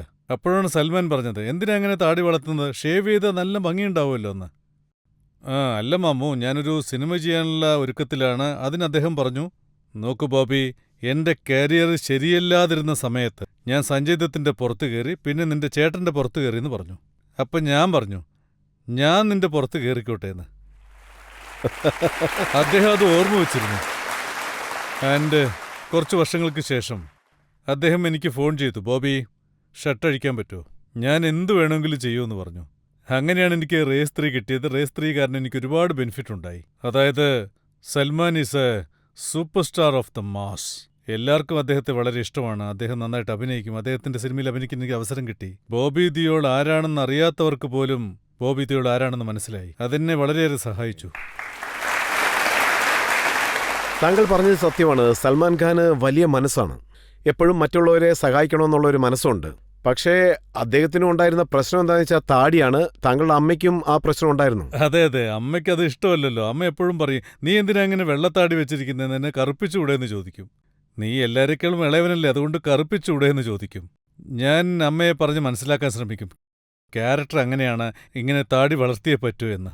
പക്ഷേ താങ്കൾ ബാബ നിരാളെ പോലുള്ള ഒരു നെഗറ്റീവ് റോളാണ് ചെയ്തത്. പക്ഷെ നല്ല പേര് ലഭിച്ചു. അതുകൊണ്ടാണോ താങ്കൾക്ക് സിനിമയിലൊക്കെ നെഗറ്റീവ് റോളുകൾ കിട്ടിയത്, ആനിമൽ സിനിമ പോലെ? ആക്ച്വലി അനിമലിനെ കുറിച്ച് ചിന്തിക്കുമ്പോൾ അത് നെഗറ്റീവ് റോളായി എനിക്ക് തോന്നിയില്ല. ആക്ച്വലി ഞാൻ ഒരു ഗ്രേ ക്യാരക്ടർ പോലെയാണ്. അതായത് തൻ്റെ ജീവിതത്തിൽ തൻ്റെ എല്ലാമായ തൻ്റെ മുത്തശ്ശൻ ആത്മഹത്യ ചെയ്യുന്നത് കാണുന്നു. അങ്ങനെ ഒരുപാട് കാര്യങ്ങൾ നടക്കുന്നു. വലിയൊരു കുടുംബത്തെ നശിപ്പിച്ച് ഒന്നുമില്ലാതാക്കിയിരിക്കുന്നു. അതിൽ നിന്നൊരു ദേഷ്യമുണ്ടാവും, റിവെഞ്ച് ചെയ്യണമെന്ന് നമുക്ക് തോന്നും. അങ്ങനെയായിരുന്നു എൻ്റെ ക്യാരക്ടർ. പക്ഷെ നിങ്ങൾ വിഷ്വലി നോക്കുകയാണെങ്കിൽ ക്ലൈമാക്സിൽ ഞാനും രൺവീറും ഫൈറ്റ് ചെയ്യുന്ന സമയത്ത് ആരെയാണ് സപ്പോർട്ട് ചെയ്യേണ്ടതെന്നറിയില്ല. രണ്ടുപേരുടെ കഥയും ഒരുപോലെയാണ്. ആൻഡ് ഞാൻ ലക്കിയാണ്, ആ CCR കാരനാണ് ഈ ചാൻസ് കിട്ടിയത്. ഞാനപ്പോൾ താടി വളർത്തിയിരുന്നല്ലോ. ആ സമയത്ത് സന്ദീപ് റെഡ്ഡി വാങ്ക എന്നെ കാണാൻ വന്നിരുന്നു. ഞാൻ അദ്ദേഹത്തെ ആ ഫോട്ടോഗ്രാഫ്സ് കാണിച്ചു. ദേ ഇത് നോക്കൂ, ഇത് CCL സമയത്ത് എടുത്താണ്, താടി ഉണ്ടായിരുന്നു, എനിക്ക് ഇതുപോലുള്ള ലുക്ക് വേണമെന്ന് പറഞ്ഞു. അങ്ങനെ ആ താടി കാരനാണ് എനിക്ക് ഈ അവസരം കിട്ടിയത്. രൺവീറിന് ദേഷ്യം വന്നില്ലേ? താങ്കൾ അദ്ദേഹത്തെ അടിക്കുന്നു, തള്ളിവിടുന്നു, സിഗരറ്റ് കത്തിക്കുന്നു. ആക്ച്വലി സത്യം പറയുകയാണെങ്കിൽ എനിക്ക് 2 ഫേവറേറ്റ് ആക്ടേഴ്സ് ഉണ്ട്. ഒന്ന് രൺവീർ, മറ്റൊന്ന് ആലിയ. പിന്നെ ഞാൻ വളരെ സന്തോഷത്തിലായിരുന്നു സന്ദീപിൻ്റെ ഒപ്പം വർക്ക് ചെയ്യാൻ വേണ്ടി. ഒപ്പം രൺവീറും ഉണ്ടായിരുന്നു. അദ്ദേഹം എപ്പോഴും ഡൗൺ ടു എർത്ത് പേഴ്സൺ ആണ്. അദ്ദേഹം അത്ര വലിയ സ്റ്റാറായിട്ടും സെറ്റിലുണ്ടെന്ന് പോലും നമുക്കറിയാൻ കഴിയില്ല. എല്ലാവരോടും ഒരുപോലെ സംസാരിക്കും, എല്ലാ കാര്യവും അന്വേഷിക്കും. മറ്റുള്ള ആക്ടേഴ്സ് ആണെങ്കിൽ നിങ്ങളിപ്പോൾ പറഞ്ഞ പോലെ ഞാൻ അദ്ദേഹത്തെ അടിക്കുന്ന സമയത്ത് ആ ടൈമിൽ on the spot Sandeep decide ചെയ്തു, ബോബി പഞ്ച് ചെയ്ത് അദ്ദേഹത്തിന്റെ മേത്ത് വീണ് സിഗരറ്റ് കത്തിക്കണം. വേറെ ആക്ടർ ആണെങ്കിൽ അതൊരിക്കലും സമ്മതിക്കില്ല. അദ്ദേഹത്തിന്റെ ഉള്ളിൽ ഒരുപാട് സെൽഫ് കോൺഫിഡൻസ് ഉണ്ട് ആസ് എൻ ആക്ടർ. ആ സിനിമയ്ക്ക് അത് പ്രധാനമാണെന്നൊരു ഡയറക്ടർ ചിന്തിച്ചാൽ അദ്ദേഹം അതിനെതിര് പറയില്ല. അത് ഓൺ ദി സ്പോട്ടിൽ നടന്നതാണ്. എന്റെ ഫേവറേറ്റ് രൺവീർ കപൂർ, ആലിയ, അവരെ എപ്പോഴൊന്നും ഞാൻ മീറ്റ് ചെയ്യാറില്ല, ചെറുപ്പം തൊട്ടേ കണ്ടിട്ടുണ്ട്. ആലിയയെക്കുറിച്ച് ഞാൻ സോഷ്യൽ മീഡിയയിൽ വായിച്ചിരുന്നു. ആൽഫ ഫിലിം സെറ്റിൽ വെച്ച് നിങ്ങൾ തമ്മിൽ പരസ്പരം എന്തോ സംസാരം ഉണ്ടായിരുന്നു. അതെ, എനിക്കും എൻ്റെ ഒരു ഫ്രണ്ട് അയച്ചിരുന്നു സ്നാപ്ഷോട്ട് അതിനെക്കുറിച്ച്. എനിക്ക് വളരെ അതിശയം തോന്നി. എന്തിനാ ഇങ്ങനെ ഇല്ലാത്ത കാര്യങ്ങൾ ഉള്ളതായിട്ട് എഴുതുന്നെന്ന് ഞാൻ ചിന്തിച്ചു. അതായത് ആൽഫ സിനിമയുടെ കാര്യം എടുത്താൽ ഞാൻ എഗെയിൻ രൺവീറിനൊപ്പം അഭിനയിച്ചു. പിന്നീട് ഒരു ചാൻസ് കൂടി എനിക്ക് കിട്ടി ആലിയോടൊപ്പം. എന്താ നടക്കുന്നതെന്ന് ഞാൻ ചിന്തിച്ചു. രണ്ടുപേരും എൻ്റെ ഫേവറേറ്റ് ആക്ടേഴ്സാണ്. രണ്ടുപേരോടൊപ്പം അഭിനയിക്കാൻ അവസരം കിട്ടി. So it was so nice. അവർ നല്ല ആക്ടേഴ്സാണ്, വളരെ പ്രൊഫഷണലായ ആക്ടേഴ്സാണ്, വളരെ ഹാർഡ് വർക്ക് ചെയ്യും. ഫൈറ്റ് സീക്വൻസിനും അതുപോലുള്ള കാര്യങ്ങൾക്കൊക്കെ വളരെ പ്രിപ്പയർഡ് ആയിരിക്കും. എനിക്ക് മനസ്സിലായില്ല ആരാ ഇങ്ങനെയൊക്കെ എഴുതി വെച്ചതെന്ന്. അതുമാത്രമല്ല, മറ്റൊരു കാര്യം കൂടി പറഞ്ഞിരുന്നു. ബോബി വളരെ ദേഷ്യപ്പെട്ടതുകൊണ്ട് ആദിത്യ ചോപ്ര മറ്റൊരു സിനിമ കൂടി ഓഫർ ചെയ്തു എന്ന്. അതായത് ഞാൻ എല്ലായിടത്തും പോയി അതെല്ലാം കള്ളമാണെന്ന് പ്രൂവ് ചെയ്യാൻ പറ്റില്ല. And I am lucky that here നിങ്ങളെല്ലാവരും കേൾക്കുന്നുണ്ട്. അതിനുള്ള മറുപടിയാണ് ഞാനിപ്പോൾ പറയുന്നത്. അതായത് ശരിക്കും എല്ലാവരും ഇൻസ്റ്റയിൽ ഇൻഫ്ലുവൻസ് ആയിരിക്കുകയാണ്. അതിൽ 90% കഥകളും സത്യമായിരിക്കില്ല. അതിൽ കുറച്ചു മാത്രമേ സത്യമുണ്ടാവൂ. അതായത് എല്ലാം കള്ളമാണ്. അങ്ങനെയാണ് ഇപ്പോൾ നടക്കുന്നത്. എല്ലാവരും അത് വിശ്വസിക്കുന്നു. പക്ഷേ ഈ കഥ സത്യമാണോ? ആനിമലിൽ അഭിനയിച്ചതിന് ശേഷം താങ്കൾക്ക് മൃഗങ്ങളോടുള്ള സ്നേഹം കൂടി അടുത്ത സിനിമയ്ക്ക് ബന്ദർന്ന് പേര് വെച്ചെന്ന് കേട്ട് സത്യമാണോ? That was a good one. Rajat sir, that was a good one.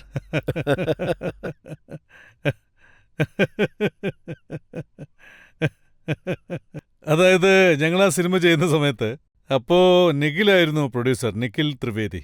അദ്ദേഹം പഴയ പാട്ട് തിരഞ്ഞു. ആ പാട്ട് വളരെ പോപ്പുലറായി, കമോൺ ബേബി ദിൽ കിസ്കോ ദേഗി. എനിക്ക് വളരെ ഇഷ്ടപ്പെട്ടു. ഞാൻ പറഞ്ഞു, ടൈറ്റിൽ വെക്കൂ, കമോൺ ബേബി ദിൽ കിസ്കോ ദേഗി. ഞങ്ങൾ സെറ്റിൽ എപ്പോഴും ഇങ്ങനെ കളിയാക്കിക്കൊണ്ടിരിക്കും. ആ ബന്ദർ എന്ന ടൈറ്റിൽ പടത്തിന് സൂട്ടായി. അതായത് കഥ ബേസ്ഡ് ഓൺ ദ ട്രൂ സ്റ്റോറിയാണ്. അതുപോലുള്ള കഥ ചെറുപ്പത്തിൽ കണ്ടിരിക്കാം. അതായത് അനിമൽസിനോട് വളരെ ക്രൂരമായി പെരുമാറും, പിന്നെ കുരങ്ങിനെയും കൊണ്ട് ചുറ്റി നടക്കും, മേളമടിച്ച് അതിനെ അതുപോലെ തന്നെ കളിപ്പിക്കും ആ കുരങ്ങിനെ വളർത്തുന്നവർ. ആ കഥ പോലെ മനുഷ്യരുടെ ജീവിതത്തിലും അങ്ങനെ സംഭവിക്കാം. അതായത് അവൻ്റെ ലൈഫ് അങ്ങനെയാണ്, കുടുങ്ങിപ്പോയിരിക്കുകയാണ്. അത് വളരെ ചാലഞ്ചിങ് ആയിരുന്നു. കാരണം ഞാനിതുവരെ അഭിനയിച്ച ക്യാരക്ടേഴ്സ് എല്ലാം വളരെ ബ്രഹ്മാണ്ഡമായിരുന്നു. അങ്ങനെ അഭിനയിച്ച് നമ്മൾ കണ്ടീഷൻഡായിട്ട് മാറും. അങ്ങനെയുള്ള സമയത്തൊരു റിയൽ ക്യാരക്ടർ പ്ലേ ചെയ്യണമെങ്കിൽ, അതായത് നോർമലായിട്ട് ഇപ്പോൾ നിങ്ങൾ സംസാരിക്കുന്നു, ഞാൻ സംസാരിക്കുന്നു, അത് വളരെ ഡിഫിക്കൽട്ടായിരിക്കും. ഇത് നെഗറ്റീവ് റോളാണോ? ഇതിലും താങ്കൾ വില്ലനാണോ? അങ്ങനെയൊന്നുമില്ല. പ്രോമോ കാണുന്നവരെ ഒന്ന് കൺഫ്യൂസ് ചെയ്യിക്കും. അല്ല, താങ്കളെ വില്ലനായിട്ട് കണ്ടങ്ങ് ശീലിച്ചു. പക്ഷേ ഇപ്പോൾ കുറച്ചൊക്കെ ശ്രമിക്കുന്നുണ്ട്. ഞാനും കുറച്ച് പോസിറ്റീവ് റോൾസ് ചെയ്യാമെന്ന്. പക്ഷേ ഒരിക്കൽ ഇൻഡസ്ട്രിയിൽ ഇതുപോലൊരു ഇമേജ് ക്രിയേറ്റ് ആയ പിന്നെ അതുപോലുള്ള റോൾ തുടർന്ന് തന്നുകൊണ്ടിരിക്കും. അതുപോലെ തന്നെ കാണാൻ ആഗ്രഹിക്കും. ജനങ്ങൾ താങ്കളെ എങ്ങനെ കാണാനാണ് ആഗ്രഹിക്കുന്നതെന്ന് നോക്കാം. ഞങ്ങൾ സോഷ്യൽ മീഡിയയിൽ താങ്കളെ പറ്റിയുള്ള മീംസ് കണ്ടിരുന്നു, വളരെ വൈറലായിരുന്നു. ലോഡ് ബോബി, DJ ബോബി, ഈയൊരു കഥ എങ്ങനെയാണ് ഉണ്ടായതെന്ന് പറയാൻ പറ്റുമോ? തുടക്കത്തിലൊക്കെ കുറച്ച് ട്രോൾസ് നേരിടേണ്ടി വന്നു. അതായത് ജോലിയില്ലായിരുന്ന സമയത്ത് ഈവന്റിന് ക്ഷണിക്കും, അപ്പോൾ പോയാൽ പിന്നെ കുറച്ച് കാശും കിട്ടും. ആ സമയത്ത് ഡൽഹിയിൽ ഒരു ഈവന്റ് ഉണ്ടായിരുന്നു, നൈറ്റ് ക്ലബ് ഉണ്ടായിരുന്നു. ഞാൻ അവിടെ പോയിരുന്നു. എന്നെ കൺസോളിന്റെ പുറകെ നിൽക്കാൻ പറഞ്ഞു. നിങ്ങൾ മ്യൂസിക് പ്ലേ ചെയ്യുന്നതായി ജനങ്ങൾ വിചാരിക്കും, എന്നിട്ട് മുന്നോട്ട് വരാൻ പറഞ്ഞു. ഞാനും അതുപോലെ മുന്നോട്ട് പോയി. ആൻഡ് ഓബിയസ്ലി ഞാൻ ബോബി ഡിയോൾ. ഞാൻ അഭിനയിച്ച സിനിമയിലെ പാട്ടേ പ്ലേ ചെയ്യൂ. ജനങ്ങളും എൻ്റെ പാട്ട് കേൾക്കാനല്ലേ ആഗ്രഹിക്കൂ. ഞാൻ ശരിക്കും ഒരു DJ ഒന്നുമല്ല. എനിക്ക് ഒരുപാട് ഫാൻസ് ഉണ്ട്. എന്നെ ഒരുപാട് പേര് ഇഷ്ടപ്പെടുന്നുണ്ട്. എൻ്റെ കുടുംബത്തെയും എല്ലാവർക്കും ഇഷ്ടമാണ്. അവര് ഈ ട്രോളിംഗ് വരുമ്പോൾ എന്നെ ഒരുപാട് സപ്പോർട്ട് ചെയ്തിരുന്നു. എല്ലാവർക്കും ഒരു കാര്യം മനസ്സിലാക്കി കൊടുത്തു, ബോബി യഥാർത്ഥത്തിൽ ആരാണ്. പിന്നീട് എൻ്റെ പേര് ലോഡ് എന്നായി. ശരിക്കും പറഞ്ഞാൽ ഞാൻ വളരെ ബ്ലെസ്ഡാണ്. അച്ഛൻ കാരണമാണ് എനിക്ക് ഇൻഡസ്ട്രിയിൽ ഇങ്ങനൊരു പേര് കിട്ടിയത്. പിന്നെ എനിക്ക് വളരെ സന്തോഷമുണ്ട്. ജനങ്ങൾ ലോഡെന്ന് വിളിക്കുമെന്ന് ഞാൻ ഒരിക്കലും പ്രതീക്ഷിച്ചിട്ടില്ല. സോ അത് മുഴുവനും സ്നേഹമാണ് ആൻഡ് റെസ്പെക്റ്റ് ആൻഡ് ഞാൻ എന്തു പറയാനാണ്, ഞാൻ ബ്ലെസ്ഡാണ്. ഇനി എന്തെങ്കിലും ചോദിക്കാറുണ്ടോ? അനിമൽ എന്ന മൂവിയിൽ നിങ്ങളുടെ ഒരു ഫേമസ് ഡാൻസ് സ്റ്റെപ്പ് ഉണ്ട്, ജമാൽ ജമാലി എന്ന പാട്ടിലെ. സാർ, ഇപ്പോൾ പാട്ട് എല്ലാ കല്യാണങ്ങളിലും ഇടുകയാണ്. ആരെങ്കിലും ഒരാൾ തലയുടെ മുകളിൽ ഗ്ലാസും വെച്ച് ഡാൻസ് കളിക്കും. സാർ, നിങ്ങൾക്ക് ഒരു തവണ ഡാൻസ് ഒന്ന് ഇവിടെ വെച്ച് കളിക്കാൻ പറ്റുമോ? ഞങ്ങൾക്ക് വേണ്ടി പ്ലീസ്.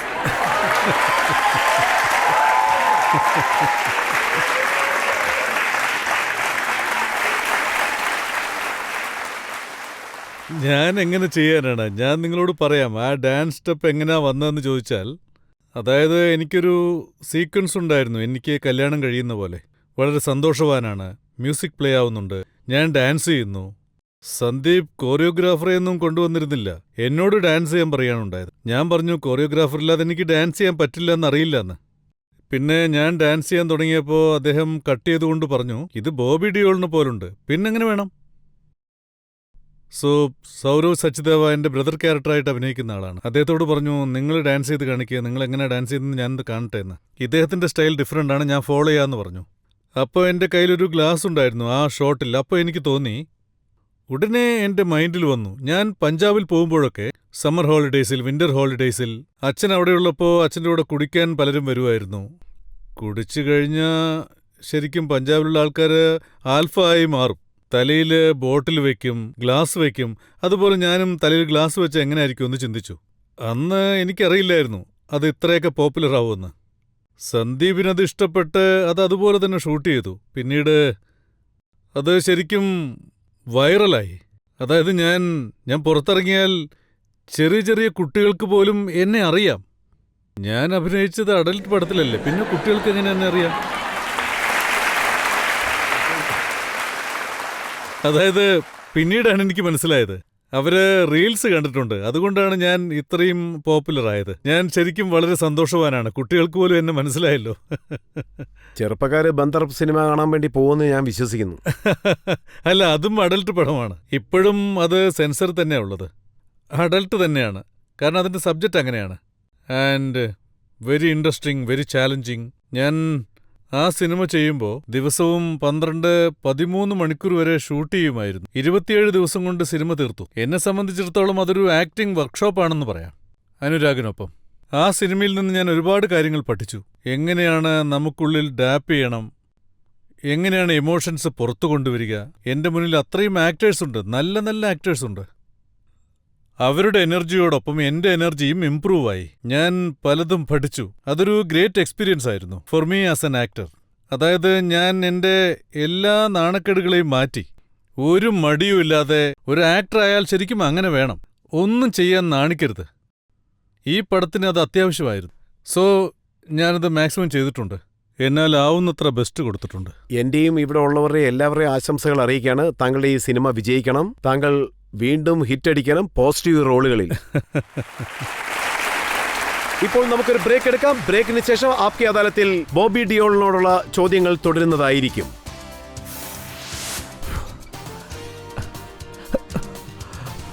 താങ്കളുടെ സെന്റിമെന്റ് എനിക്ക് മനസ്സിലാക്കാൻ പറ്റുന്നുണ്ട്. ഈ ലോകത്തിനും മനസ്സിലാവും. ഇങ്ങനൊരു സഹോദരനെ കിട്ടുന്നത് വളരെ ചുരുക്കം പേർക്ക് മാത്രമേ ഉള്ളൂ. അതൊരു ഭാഗ്യം തന്നെയാണ്. അത്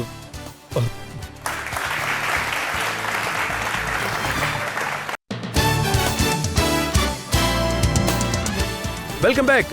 ആപ്കി അദാലത്തിൽ ഇന്ന് നമ്മൾ വിചാരണ നടത്തിക്കൊണ്ടിരിക്കുന്നത് ബോബി ഡിയോളിനോടാണ്. ആപ്കി അദാലത്തിലെ അടുത്ത കുറ്റാരോപണം. ആപ്കി അദാലത്തിൽ ഫിലിം സ്റ്റാർ ബോബി ഡിയോളിന്റെ മേലുള്ള കുറ്റാരോപണം ഇദ്ദേഹം തന്റെ ഹീറോയിൻസിനെ ശല്യപ്പെടുത്തുന്നു എന്നുള്ളതാണ്.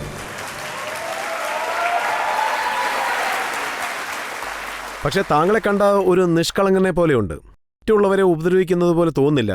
പക്ഷേ ആദ്യത്തെ സിനിമയിൽ അതിൽ ട്വിങ്കിൾ കണ്ണയാണ് താങ്കളോടൊപ്പം ഉണ്ടായിരുന്നത്. അവരടുത്ത് ചെറിയ ചെറിയ കാര്യങ്ങൾക്കെല്ലാം താങ്കൾ വഴക്കുണ്ടാക്കും. അതെ, അന്ന് ഞങ്ങൾ രണ്ടുപേരും ചെറുപ്പമായിരുന്നു. എനിക്ക് ചെറുപ്പം തൊട്ടേ സ്റ്റൊമക് പ്രോബ്ലം ഉണ്ടായിരുന്നു. ഞാൻ എപ്പോഴും എൻ്റെ വയറിനെക്കുറിച്ചേ പറയൂ. ഇന്ന് ഇങ്ങനെയായി, അങ്ങനെയായി, ഇന്ന് വന്നില്ല, ഇനി ചിലപ്പോൾ വരാം. അങ്ങനെ പറഞ്ഞാൽ നിങ്ങൾക്ക് ദേഷ്യം വരും. ആൻഡ് അതുകൊണ്ട് മാത്രമല്ല സംസാരിച്ചത്, പോട്ടി ക്ലീൻ ചെയ്യുന്നതിനെ കുറിച്ച് പറഞ്ഞാൽ ദേഷ്യം വരില്ല. അല്ല, നിങ്ങളൊന്ന് ആലോചിച്ച് നോക്കൂ. അതായത് ഇത് ശരിക്കും വല്ലാത്ത ടെൻഷനാണ്. കാലത്ത് വീട്ടിൽ നിന്ന് ഇറങ്ങുന്ന സമയത്ത് അത് ശരിക്കും വന്നില്ലെങ്കിൽ അന്നത്തെ ദിവസം തന്നെ പോക്കാണ്. അവർ ആദ്യത്തെ ഇൻ്റർവ്യൂ കൊടുക്കുമ്പോൾ നേരിട്ടത് പറയുകയുണ്ടായി, ബോബിക്ക് ഇങ്ങനെ ഒരു പ്രോബ്ലം ഉണ്ടെന്ന്. ഞാൻ ഫോൺ ചെയ്ത് ചോദിച്ചു, ഇൻ്റർവ്യൂവിൽ എന്തിനാ ഇതൊക്കെ പറയുന്നതെന്ന്. അപ്പോൾ ഞങ്ങൾക്ക് വളരെ ചെറിയ പ്രായമായിരുന്നു. വളരെ വർഷങ്ങൾക്ക് ശേഷം താങ്കൾ ക്രൂസിൽ ഷൂട്ട് ചെയ്തിരിക്കുകയാണ്. അപ്പോൾ ഒരു ന്യൂസ് വന്നിരുന്നു, അതായത് ട്വിങ്കിളിനോടൊപ്പം ചേർന്ന് ബോബി സൺബാത്ത് ചെയ്യുന്നു എന്ന്. കള്ളപ്രചരണം നടത്തുന്നവർക്ക് എങ്ങനെയൊക്കെയാണോ ഇതൊക്കെ തോന്നുന്നത്, എങ്ങനെ എഴുതുന്നു എന്നറിയില്ല. അങ്ങനെ ഒരിക്കൽ പോലും നടന്നിട്ടില്ല. അക്ഷയ് ദേഷ്യപ്പെടുന്നു കേട്ടു. ഇല്ല, അങ്ങനെ ഒരിക്കലും നടന്നിട്ടില്ല. എല്ലാം കള്ളമാണ്. ഇതൊക്കെ വെറും ഗോസിപ്പ് മാത്രമാണ്. ബിച്ചു ഷൂട്ടിങ്ങിന്റെ സമയത്ത് താങ്കൾ റാണി മുഖർജിയെ 1.5 അടിയെന്ന് കളിയാക്കുന്നു കേട്ടു.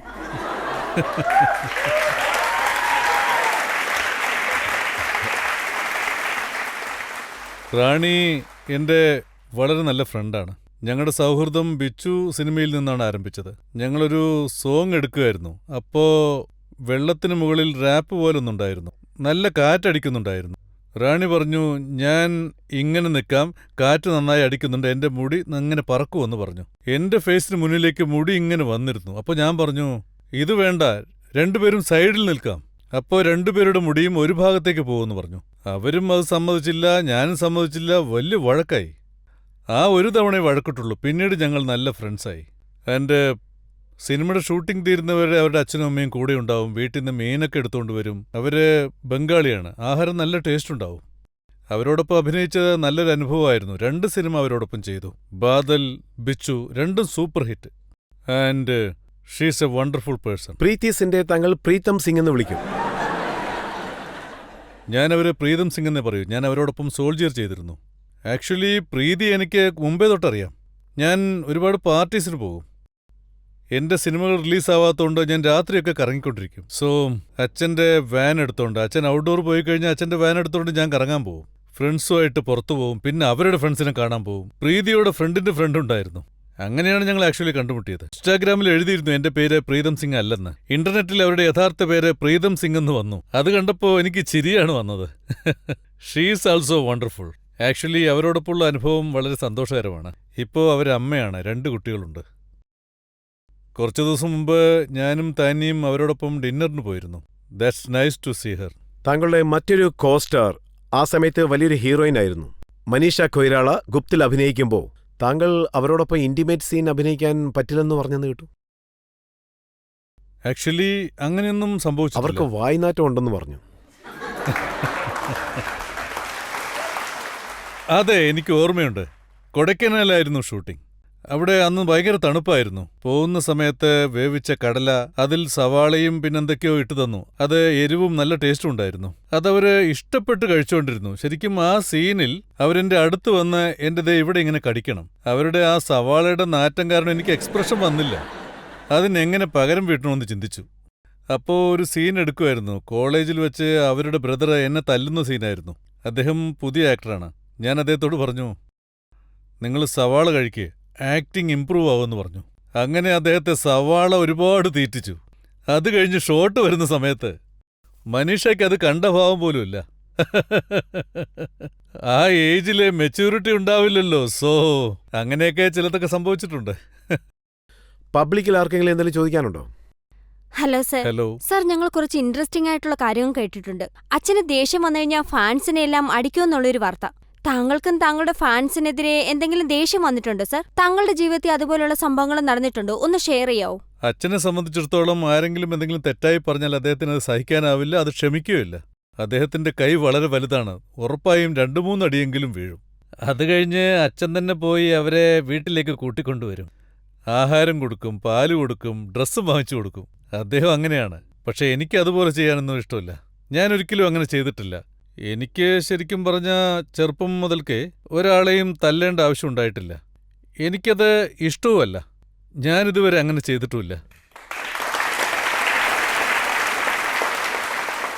ധർമ്മേന്ദ്ര സാറിനെ പറ്റി ഒരു പടം എടുത്താൽ താങ്കളുടെ അഭിപ്രായത്തിൽ അദ്ദേഹത്തിന്റെ കഥാപാത്രം ആരഭിനയിച്ചാലാണ് കൂടുതൽ നന്നാവുക? താങ്കളാണോ, സണ്ണിജിയാണോ, അല്ലെങ്കിൽ വേറെ ആരെങ്കിലും ആണോ? ആരെ കൊണ്ടും സാധിക്കില്ല.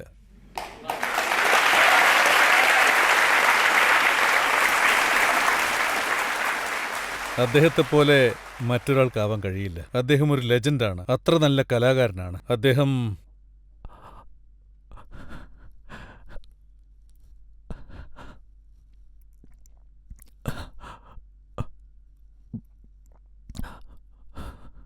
ബോബി, അദ്ദേഹത്തെ എല്ലാവരും ഇഷ്ടപ്പെട്ടു. അതുപോലെ താങ്കൾക്കും സണ്ണിക്കും അദ്ദേഹത്തിന് മേലുള്ള സ്നേഹത്തെക്കുറിച്ച് പ്രത്യേകം പറയേണ്ടതില്ല. സണ്ണിയെ ഞാൻ കണ്ടിട്ടുണ്ട്. അദ്ദേഹം എപ്പോഴും അച്ഛന്റെ പിന്നിൽ ഒരു ചുവര് പോലെ നിൽക്കും. അദ്ദേഹം ആപ്കി അദാലത്തിൽ വന്ന സമയത്ത് സണ്ണിയാണ് അദ്ദേഹത്തെ കൂട്ടിക്കൊണ്ട് വന്നത്. അതെ, ഇവിടെ അടുത്തു വന്നിരുന്നു. ഞാൻ എപ്പോഴും പറയും, ഞാൻ ശരിക്കും ബ്ലസ്ഡ് ആണെന്ന്. അങ്ങനെയൊരു കുടുംബത്തിലാണ് ഞാൻ ജനിച്ചത്. അത്ര നല്ല അച്ഛനും അമ്മയും എനിക്ക് കിട്ടി.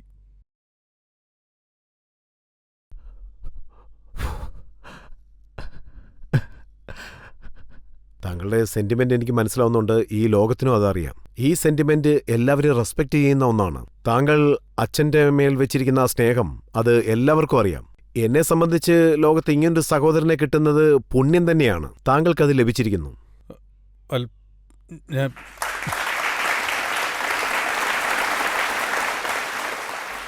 എന്റെ അച്ഛനെപ്പോലെ ആരും ഉണ്ടാവില്ല. അത് സത്യമാണ്. ധർമ്മേന്ദ്ര സാറിനെ പോലെ മറ്റൊരാളില്ല. ഈ നോട്ടോടുകൂടി ഈ പ്രോഗ്രാം ഇവിടെ അവസാനിക്കുകയാണ്. ഇപ്പോൾ നമുക്കൊരു ബ്രേക്ക് എടുക്കാം. ബ്രേക്കിന് ശേഷം ഇന്നത്തെ ജഡ്ജിയായ ബീന കാഗ് ഇതിന് എന്ത് ജഡ്ജ്മെന്റ് പറയുന്നു എന്ന് നമുക്ക് നോക്കാം.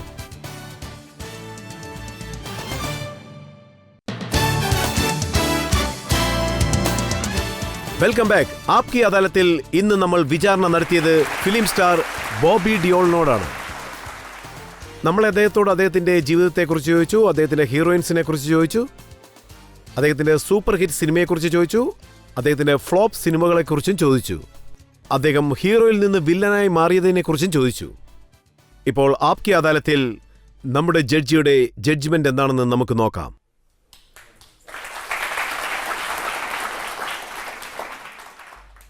ഈ നീതിപീഠം മുഴുവൻ വിചാരണയും കേട്ടതിന് ശേഷം ബോബിയുടെ ജീവിതത്തിൽ നിന്നും പല രസകരമായ കഥാപാത്രങ്ങളും പല മുഖങ്ങളെയും പല ഏറ്റക്കുറച്ചിലുകളും കേട്ടതിനു ശേഷം ഈ മുഴുവൻ വിചാരണയിലും രജിത് ജി ബോബിയെ പിടിക്കാൻ കുറേ ശ്രമിച്ചുകൊണ്ടിരുന്നു. സോ ബോബി ശിക്ഷ വേണോ അതോ വെറുതെ വിടണോ?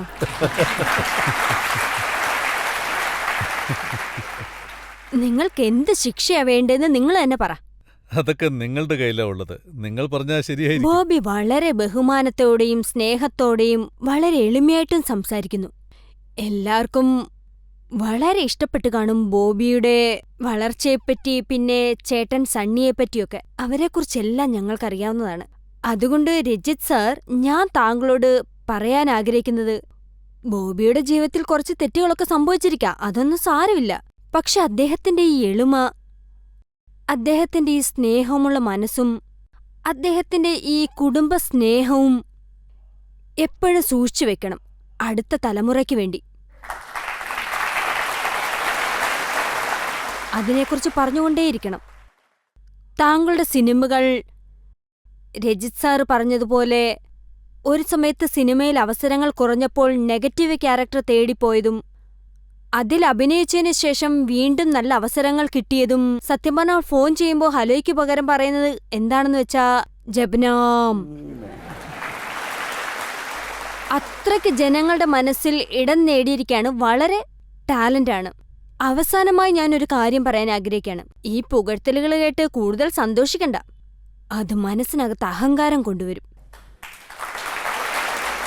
ദൈവം അനുഗ്രഹിച്ചു ഒരു ദിവസം പോലും അങ്ങനെയുള്ളൊരു അഹന്ത വരാൻ പാടില്ല. നിങ്ങൾ ഇനിയും മുന്നേറണം. ഇന്നത്തെ ഈ നീതിപീഠത്തിൽ ബോബി ദിയോൾ വിജയ് സിംഗ് എന്ന ഇദ്ദേഹത്തെ കുറ്റത്തിൽ നിന്നും മോചിപ്പിച്ചിരിക്കുന്നു. Thank you. ധർമ്മേന്ദ്ര സാറിന് നമ്മൾ നൽകുന്ന വലിയൊരു ബഹുമതി ഇതായിരിക്കും. ബോബി ഡിയോളും സണ്ണി ഡിയോളും ഇതുപോലെ തുടർന്ന് പ്രവർത്തിക്കണം. ജനങ്ങളെ അവർ എന്റർടൈൻ ചെയ്തുകൊണ്ടേയിരിക്കണം. നിങ്ങൾ എല്ലാവരും അവരെ പ്രോത്സാഹിപ്പിക്കണം. ഈ ഷോ ഇതോടെ അവസാനിക്കുകയാണ്. അടുത്ത എപ്പിസോഡിൽ നമുക്ക് വീണ്ടും കാണാം പുതിയൊരു അതിഥിയോടൊപ്പം. എല്ലാവർക്കും നന്ദി, നമസ്കാരം.